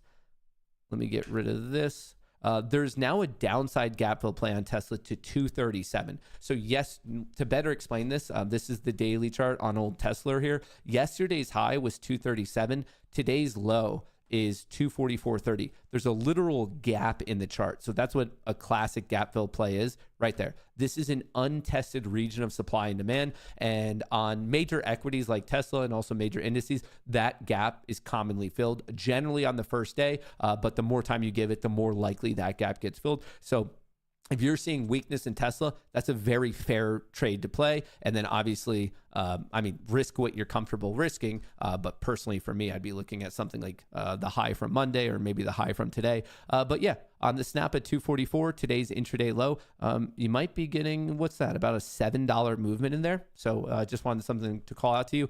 Similar situation on NVIDIA. NVIDIA has a downside gap fill to 112.24. Palantir has a downside gap fill to 80.75.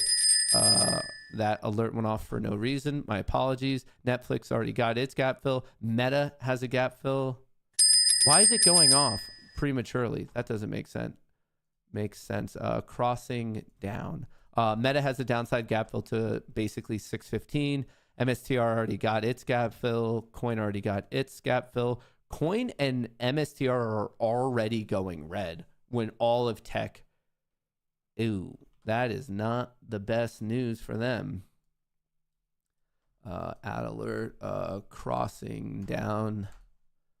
I'll be curious if coin breaks 183. I'll be curious if MSTR takes out, 245, crossing down. Just setting up myself some alerts of things that might get interesting. Oh, MSTR does have an upside gap fill to 281.44, just to call that out. So this is a good example. See this recent high, it does not cross over with that low. So there's a literal gap in the chart, an untested area of supply and demand. There's many ideas and theories of why this happens, but what you need to know is the market has a high proclivity for filling those untested areas. A lot of the major names, they fill it on the very first day it's created.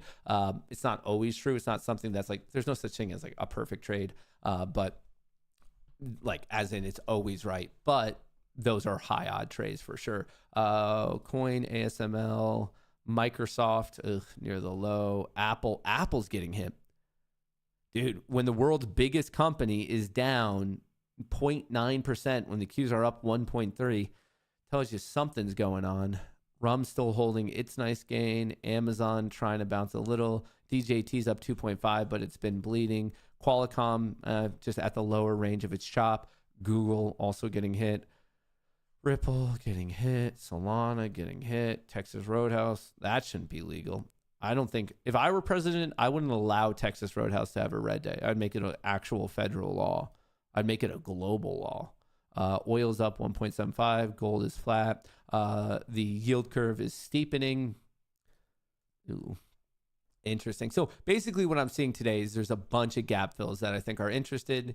And I also want to point out, surprise, surprise, SPX is getting pinned to 5,600 because it's just a major like options level.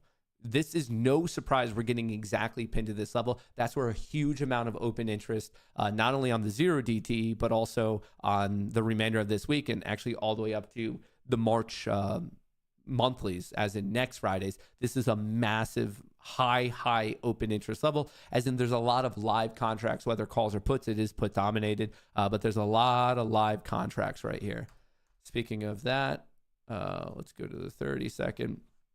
Options flow is now flat on the all expiration. It is slightly picking up on the 0DT, but overall the trend's clearly been down. But yeah, it is picking up on the 0DT. It is some 0DT calls being closed out on this recapture of 5,600. It's not the most, like we're kind of just looking at baby movements, but the reason for this delta pop right here where my cursor is just because some 0DT puts got closed out. It wasn't call purchasing. If you want to look at the NASDAQ's getting hit pretty hard. Looking at the Mag 7, as flat as could be. Someone was pretty aggressive at 10.03. I wonder what that was from. 10.03, someone bought something, and it had to be one of these individually. Was it Apple? It was Apple. First guess, Apple, 10.03. Big pop there. Let's just check the other ones to make sure. Meta, not really. Microsoft, not really. Netflix, actually strong, and now just going flat, but had a strong. I want to go back to Meta. There was a little bit of a pop. Yeah, a little bit. That was Meta. Tesla, now going flat. Tesla popped, flat. Google. Oh, Google got a big pop right there at 10.03. So did Apple. Apple and Google right at 10.03 had a large spike in their delta. What else? I feel like I'm missing one. Amazon actually got the same pop. So for whatever reason, across the Mag 7, not all of them, but 3 of them had nice pops at 10.03. And you could kind of see the cumulative effect right here where my cursor is. It wasn't really for this Friday. It was somewhere longer duration. And it was specifically puts being closed out. Longer duration puts being closed out on seemingly 3 of the 7 Mag 7. And now we are potentially failing. See how we just keep, like, we're bouncing less each time. We puke, we bounce. We puke more, we bounce less. We puke more, we bounce less. We puke more, we bounce slightly less. I'm telling you, watch for the break of today's intraday low. And my next major level is the closing value from yesterday on SPX. That's 5572. On SPY, 5592. This is a low risk trade because you could just risk the recent high that we had at 1029. That is minimal risk relative to this reward. I don't know if this particular one will trade out. Of course, a big bull could come into the market literally right now, or a random tweet could happen right now and we could push. But in terms of a risk reward with proper bet sizing, if you took this type of a setup time and time again, you would be a net profitable trader. Fresh low on the SPY and the Qs. Easy peasy. It's high risk, low reward right now. No, it's not. It's premium death day. The VIX is picking up. What are you talking about? Where do people come up with this shit? It's premium death day. The VIX is rising. Dude, where do people come up with this shit? I don't. Who taught you that? Where did you learn that? I want their number. Give me the name and number of your teacher because I want to talk to them.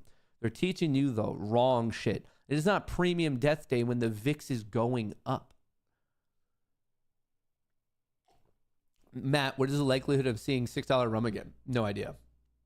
Matt, puts on your beard. Well, that's not nice.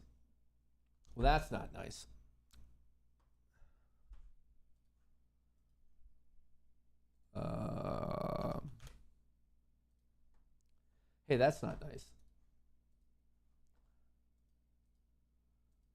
I do want to take one trade here, though, that I very much like.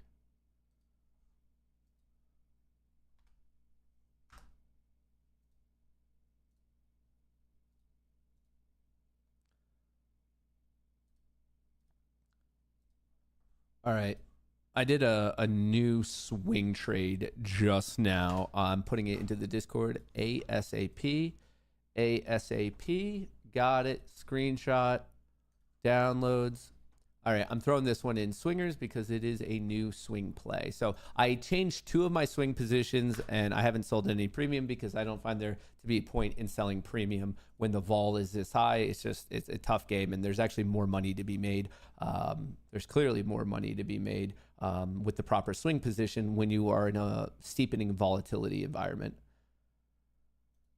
But back to the person, premium sucks on SPI. No, dude.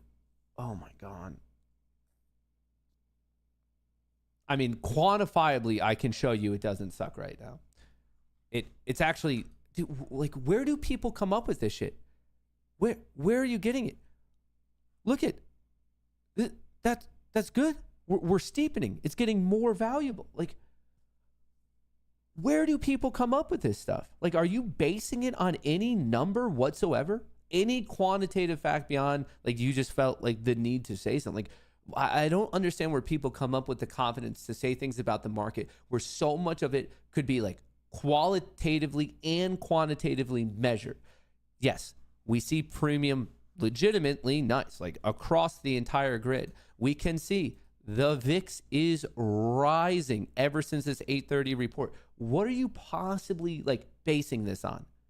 And that's the thing is I think so many people base it on nothing. They literally just base it on they saw a number and they're like, I like it, I don't like it. But there's actually no reasoning before it. I just heard you mention something about your Discord. I'm sorry, I'm new and following. Can you please go over the benefits of joining the Discord? Well, the major benefit is the first month's free. So if you don't like it, just cancel your account in the first month and you'll never be charged anything. So it's a riskless way for you to join. So I would say the first thing is please understand the entire first month, you get access to everything, absolutely everything for 100% free. If it's not for you, okay, just cancel within the first month and you're never charged anything. But right here to get the first month, just put in this promo code Goonie. It's in the description of the video. My mom will put it in chat. So what's in the Discord?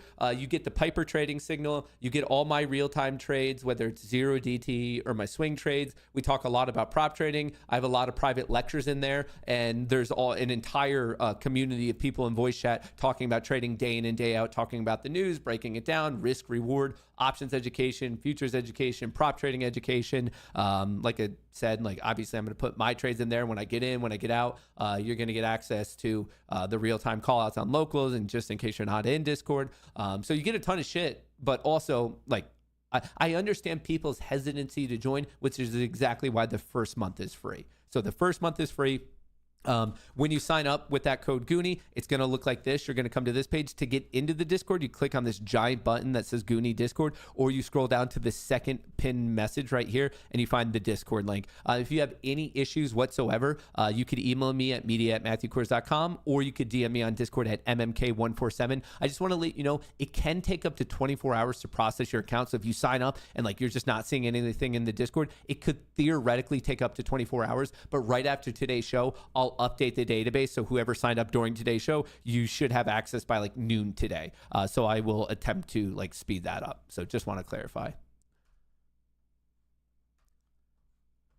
Remember that person who was just telling you that we were going to bounce and then it didn't? And then I said, don't play that. And then I gave you the risk levels. And even if you took this first one, now lower your risk. Lower your risk. Do exactly what I did. If you caught this right here and you're like, dude, you know what? I'm short. I don't want to risk anything. Move your stop to break even and just get down there.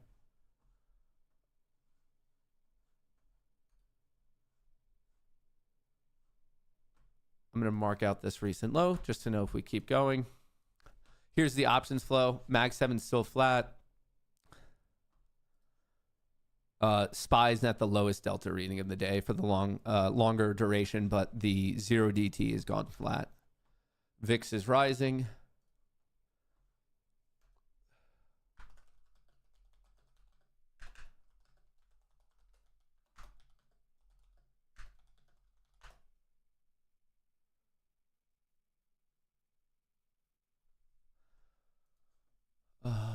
Did I put in like the wrong trade or something? Oh, fuck. Oh, I did. I fucked it up.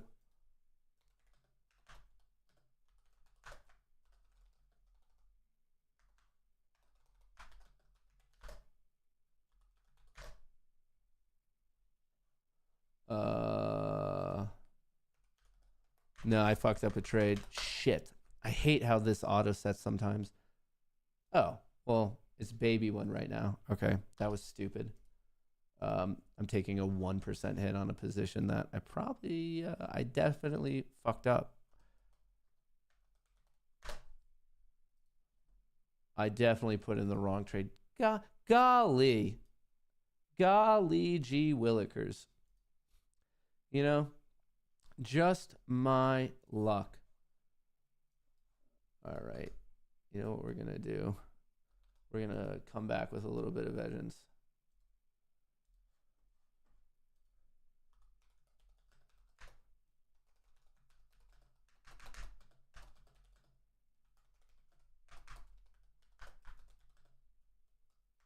All right.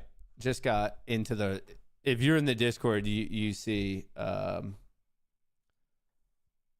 I mean, I was literally calling out the right play, and I picked the wrong side. I accidentally bought calls when I meant to buy puts, but I was able to get out for a 1% hit. Just a stupid fucking fat finger.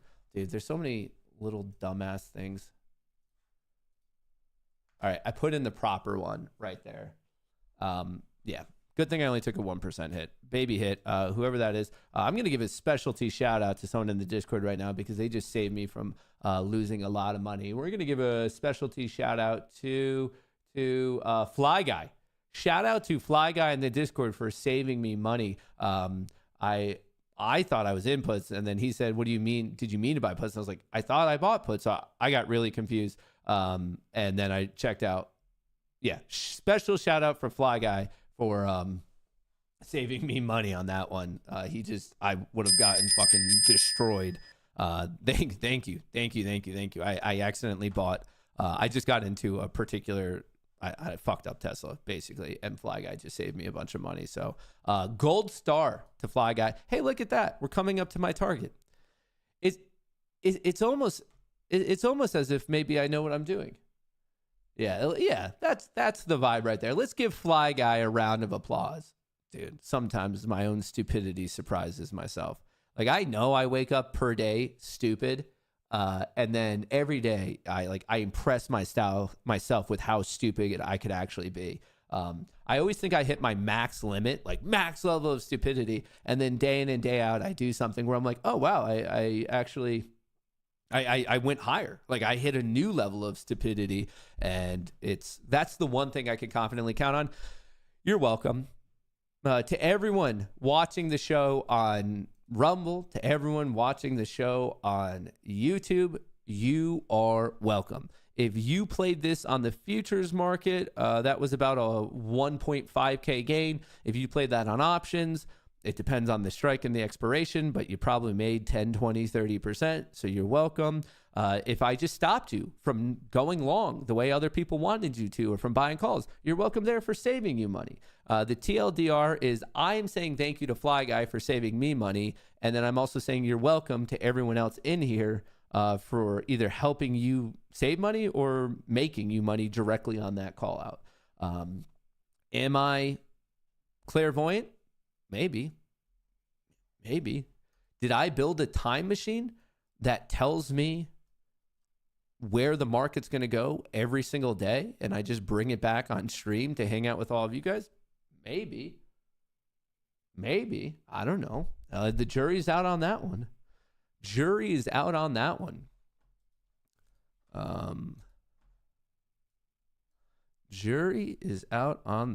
So the SPY didn't take out its low, but SPX did. Remember, the SPY is the ETF created to track the theoretical index. The actual index is SPX. So that's why there's a little bit of a difference, just because SPY truly does have the underlying. So there's some lag, there's some transaction fees.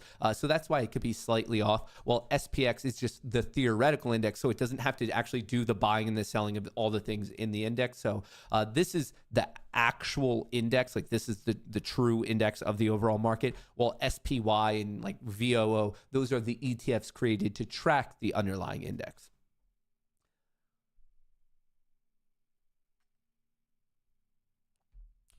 John, you were the first to call. Oh, I didn't realize it. Sorry. Fly Guy, I guess another Discord member also called out John. So special round of applause to John Longwood and Fly Guy for saving me from disaster. I didn't realize it was called out beforehand. I guess I should be looking at that particular chat. It's just hard to read 3 chats throughout a day. So sorry, not all the applause deserve to go to Fly Guy. We need a whole nother set of applause, and those ones should be directed to John Longwood. So they both get gold stars today. I'm generally not the kind of guy who gives out gold stars, and I'm definitely not the kind of guy who gives out 2 gold stars in one day. But here we are. Anything could happen on a day where you wear your lucky Buffalo shirt. So that's exactly what we're doing. And on a day like today, when anything could happen in your luckiest of all shirts, I'm going to, for the first time in Goonie history, we are actually giving out 2 different gold stars. One goes to Fly Guy. One is going to Mr. Longwood. What guys, dude? What guy? Gold stars, dude. Put those up on your refrigerators with pride. When your wife's come home, when one of your hot 10 girlfriends comes home, I want them to see your refrigerator and realize that you got a gold star today. I mean, they're probably not going to be able to keep their hands off of you. If I had to guess, I would assume your wife, your wife's boyfriend, and all your extra girlfriends, all of them combined, everyone's going to be massively jealous. Your wife's boyfriend will love the gold star. Oh, here we are. Here we are. All right, I'm looking for the SPY to come slightly less to 55592. Is that really where we closed out? 55592. Once again, SPX is already at that level. Oh, to clarify, if this doesn't hold, we're watching 5,550. But I also want to let you know that this is actually a weird region in itself. And it's a large region, which makes it kind of difficult to play. But right here, right about here. Okay. This 15-point region is a very, very tough transitional region to play. There's quite a bit of luck. This 15-point region, a 15-point region on SPX is roughly $1.50 on the SPY. So yes, it is a wide region. But why is this difficult to play? Well, down at 5,550, you have a huge amount, a huge amount of open interest. Let me show you what's going on there. Today, we were all the way up here. We were all the way up here, and it's just massive. Like, we're at this node, and if it gets bad, it could get real bad. I want to clarify what I'm talking about. This right here, this bottom line, let me draw a giant arrow so there's no confusion. The bottom of this range is this node right here. So if that cracks, I mean, I think we all can see the very natural target of 5,500. I don't think anyone should be surprised about that. But if we drill into what people have been trading, right here, you see a little bit of a gully, a little bit of a spike at 5,500. So we're watching that. With respect to the volume being traded, 5,550, right here, another evident node. So just calling that one out, with the biggest one still being 5,500. And then there's not much in terms of the buy minus sells. It's more of sold puts. A lot of people are selling puts.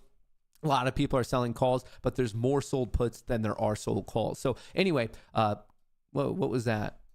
Okay, so we took out the low. All right, let me move this alert down because I want to see when the SPY goes like there. Okay, is that alert going to work? I don't know why it went off. We have some buyers stepping in right as the SPY is coming to yesterday's closing value, and the SPX has already hit the closing value. This could be support. This is a zone to watch. I don't know if it's going to bounce. I don't know if it's going to break. If it does bounce, I'd be looking for a recovery all the way back up here. If it does break, I'd be looking for a vomit to a zone that's not that far away. Coming back to the point of this particular conversation, 5,550 is the next big node we are seeing in the options market. It's not as big as the 5,500, which I do have marked down here. That would be more of today's like D-Day type of a scenario if this zone doesn't hold, if yesterday's low doesn't hold. But yes, there's a lot of people playing 5,500. But just in terms of the close targets, if this green to red move actually goes red, if we don't bounce off right here, the SPY has pretty much lost its entire gain on the day. SPX definitely has. If we successfully go from green to red, we have this awkward 15-point region to contest with. So I showed you the nodes at 5,550. So you might be thinking, why does he have a 15-point range thing here? It's because JP Morgan has a massive, massive put position at that level that has recently acted as support. So this zone is a transitional zone. We could easily bounce out of it and recapture, especially because we're not that far away from just the red-green move. But if this zone doesn't hold, then I'm looking at a quick vomit to yesterday's low at 5528. The SPY level for that would be, which is it? Why do I have, it is 552 flat. So 552, and then on SPX, it's 552 out. And then if that doesn't hold, that's when we would start talking about this huge options for today. Where is it? Right here. I mean, look at that. Right now, like, this is another reason of how you knew not to be a bull today. Literally 2x the amount of puts are being played than calls. 94. This is just for today's expiration. 94,000 puts are being played, while 52,000 are being played on calls. It's almost 2x it. When the option chain is that put dominated, like, yeah, you could get a negative gamma push. You could get some craziness with a Vanna rally. But is it really worth it if puts aren't being closed out? And like, we know puts weren't being closed out because we've been tracking it all day, literally all day. We can see on the Mag 7, we pop, there was puts being closed out for a second there, but now it's fading down. On the NASDAQ, it was fading down, a little bit of a pop there. But most importantly, looking at the SPY, just no puts were being closed. I mean, we could see the puts are actually now being purchased. It's going the wrong way. So yeah, if I saw a giant amount of puts being closed out, I might be interested, especially because I know a Vanna rally is a very real thing. But the point is that they're not. The number's actually growing, and they're still 2x the rate of the call. So at what point? I mean, for the people who are saying to like buy this and go long, like what? I don't. The price action and the price momentum are not in your favor. We are trending down. We have lower highs and lower lows on the SPY and the Qs. So price trend is bearish. Looking at the EMA, bearish, 30-minute breakdown, bearish, almost a 30-minute breakdown. So price trend is down. Price momentum was attempting to be bullish. It got brutally smacked. The options flow is clearly, if we were to have a linear regression, we are trending down with the 0DT coming, but we're not seeing those puts close out. And we also know we're in the middle of a trade war and a tariff war. So like, I just don't see, what is the thesis? What is the argument for anyone at some point to be like, yeah, I'm going long today? Like, what was the measurable thing that you saw beyond just like, you wanted it to go up? Like, it just didn't happen. Like, I don't know. I'm very, very confused on people's overly bullish confidence, because I guess I'm not seeing a single thing on the chart that's telling me like, oh, look for that dip buy opportunity. I just don't see it. Wouldn't you think the sellers of those puts would want to get those positions to fail? Okay, wouldn't you think the sellers of those puts would want to get those positions to fail?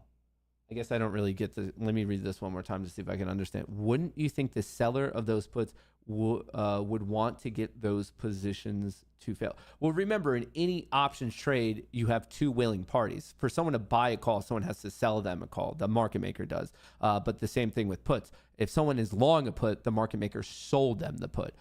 So remember, there's two willing parties, and like you have one guy on one side of the contract, one guy on the other side of the contract. So simultaneously, you have parties looking for the opposite thing to happen. If I'm a market maker and I sell you a put, I don't want it to go down. You do want it to go down.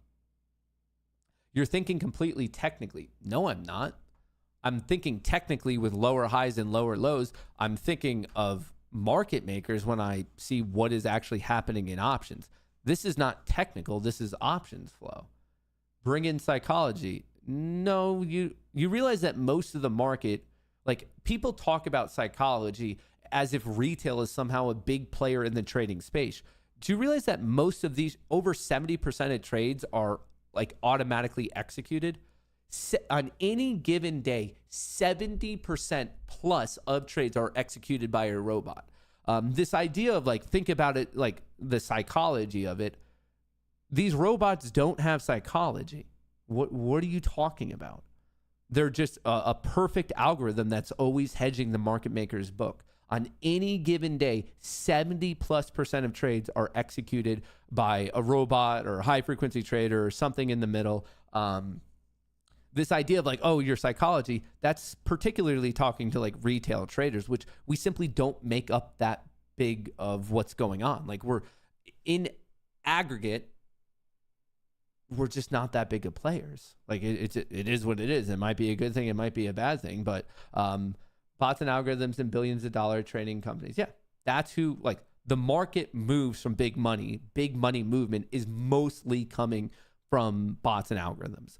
It's not all the time. Of course, you could have someone like Warren Buffett get in and trade. False. I'm a robot and I'm a psychology major. Yeah, but this idea of like, think about the psychology of the market. It's useful for you individually, without a doubt, because you want to keep your psychology high, you want to keep discipline, and you need to do whatever you can do to keep the trains on the track. But like, trying to think about the psychology of the whole market, I mean, it's just, the true numbers of it are like, most robots are doing the trading. And most of that trading is actually from market makers, whether it's, well, if you're talking about options, it's 100% market makers because they're always the counterparty. And if you're talking about equities, you're still talking about 60 or 70% of the counter side is being internalized by either Citadel or Virtu. Those are the two largest market makers. So in any given basis, if you are interacting with the market, there's a very, very, very, very, very high odds chance that you're just playing against market makers. And most market making is done purely algorithmically. It's not like Warren Buffett or Steve Cohen or Bill Ackman sitting on the other side being like, oh, should we take this trade? Should we not take this trade? It's just not how the market works.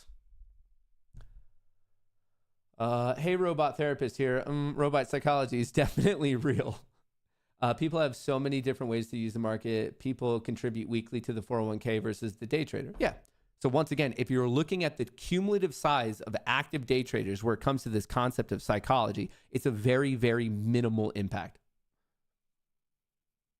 You always say people love to buy the dip with good news today. How can you explain that this won't go green?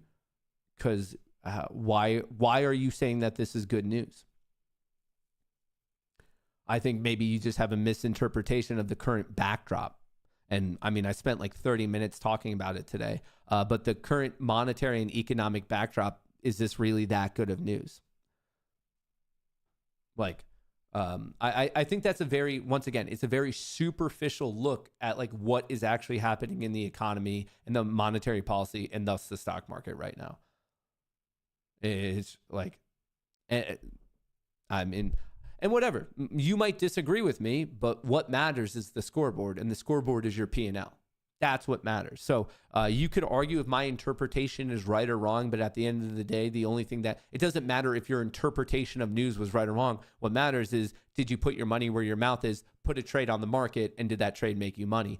So you might be thinking, you know what? I thought it was crazy good news. We should go. But that, and I fallen victim to this a ton myself. That's coming into the market with an absurd bias. And then even in the face of negative options movement, negative price trend, if you hold on to an incorrect bias for too long, that's how you blow out. All that matters is like that. This is why I continually stress, have a bull case and a bear case. This is a great example. And we've all been there, where sometimes we get like way too married to one side and we can't see the argument from the other side. This is why I truly believe a good mental framework or thought exercise for everyone, especially for active traders, is ask yourself, what is the bull case? What is the bear case? You want to be able to argue both. So in the event that price and options breaks one way or the other, you're already knowing the levels you're playing for and what you're looking at and what could be pumping the news.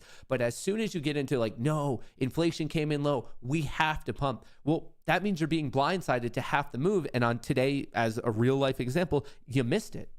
So like, you got to come in. And like, I agree with you.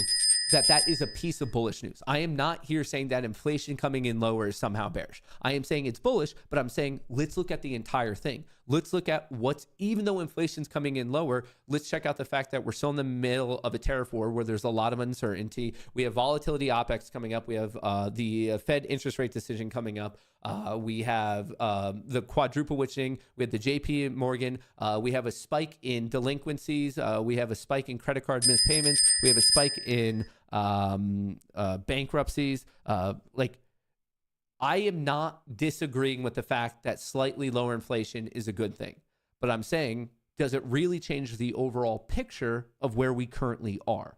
Remember, markets they're always taking in the newest information, the newest data. And I mean, it's to the point that literally a random tweet or update or interview from either Trump or Lutnick or Bessent or the Hassett, any of these guys, or the White House press conferences, we live in an environment where one little update could send this thing sky high and we could push 570 today.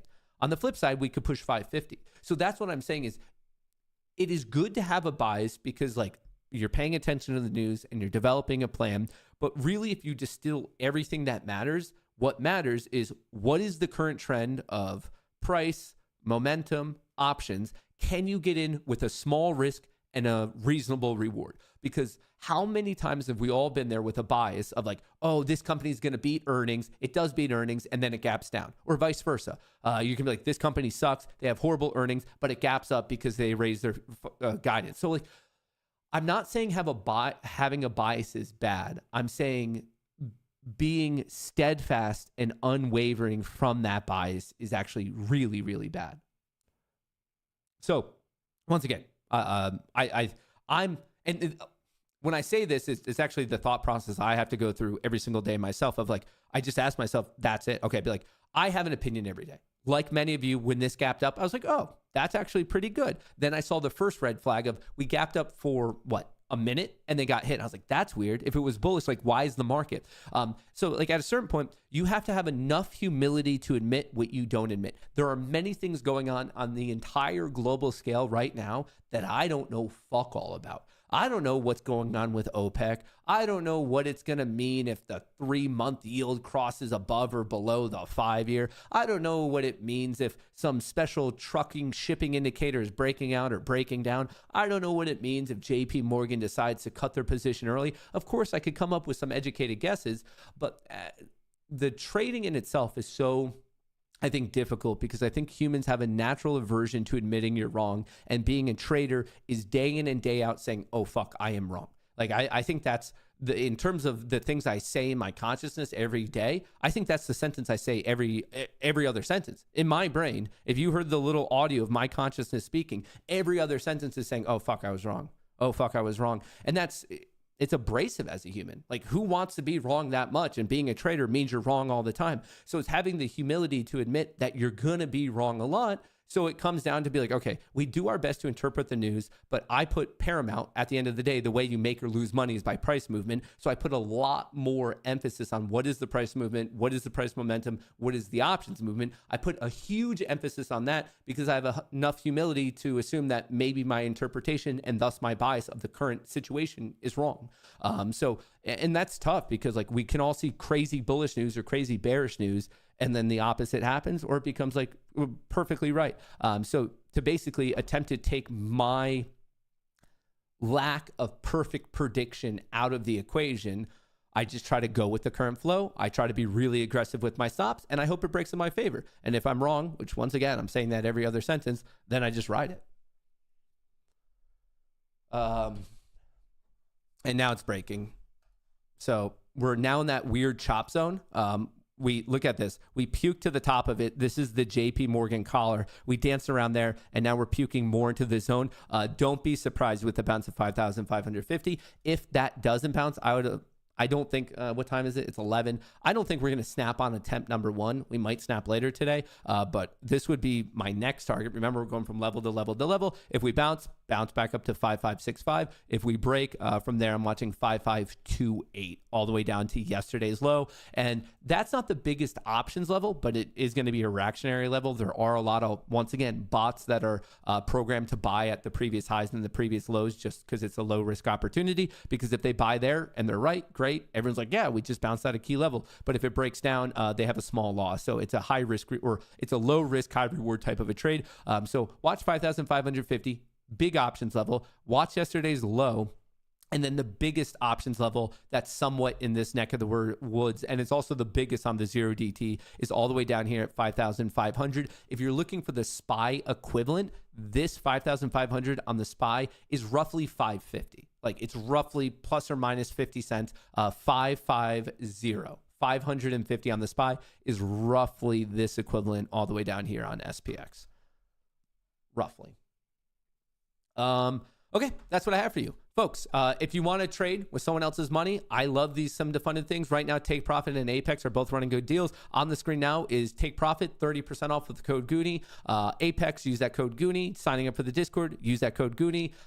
Checking out at Spot Gamma, use that code Goonie. All the stuff I use is in the description of the video. So if you're trying to get into the Discord or these services or Spot Gamma or the other channels where we have more evergreen content or the music channel for a bunch of just degenerate trading tunes to listen to throughout the day, all that stuff is in the description of the video. That's what I have for you. I have a very, very important day today. I'm a little bit bummed out that no one in all of chat said anything to me today, and I'm going to do my best for this to not allow me to cry in the shower. But I think if we're all being honest, even though I wore my lucky shirt, I was hoping that someone would acknowledge it, but not a single one of you fuckers wish me a happy haircut day.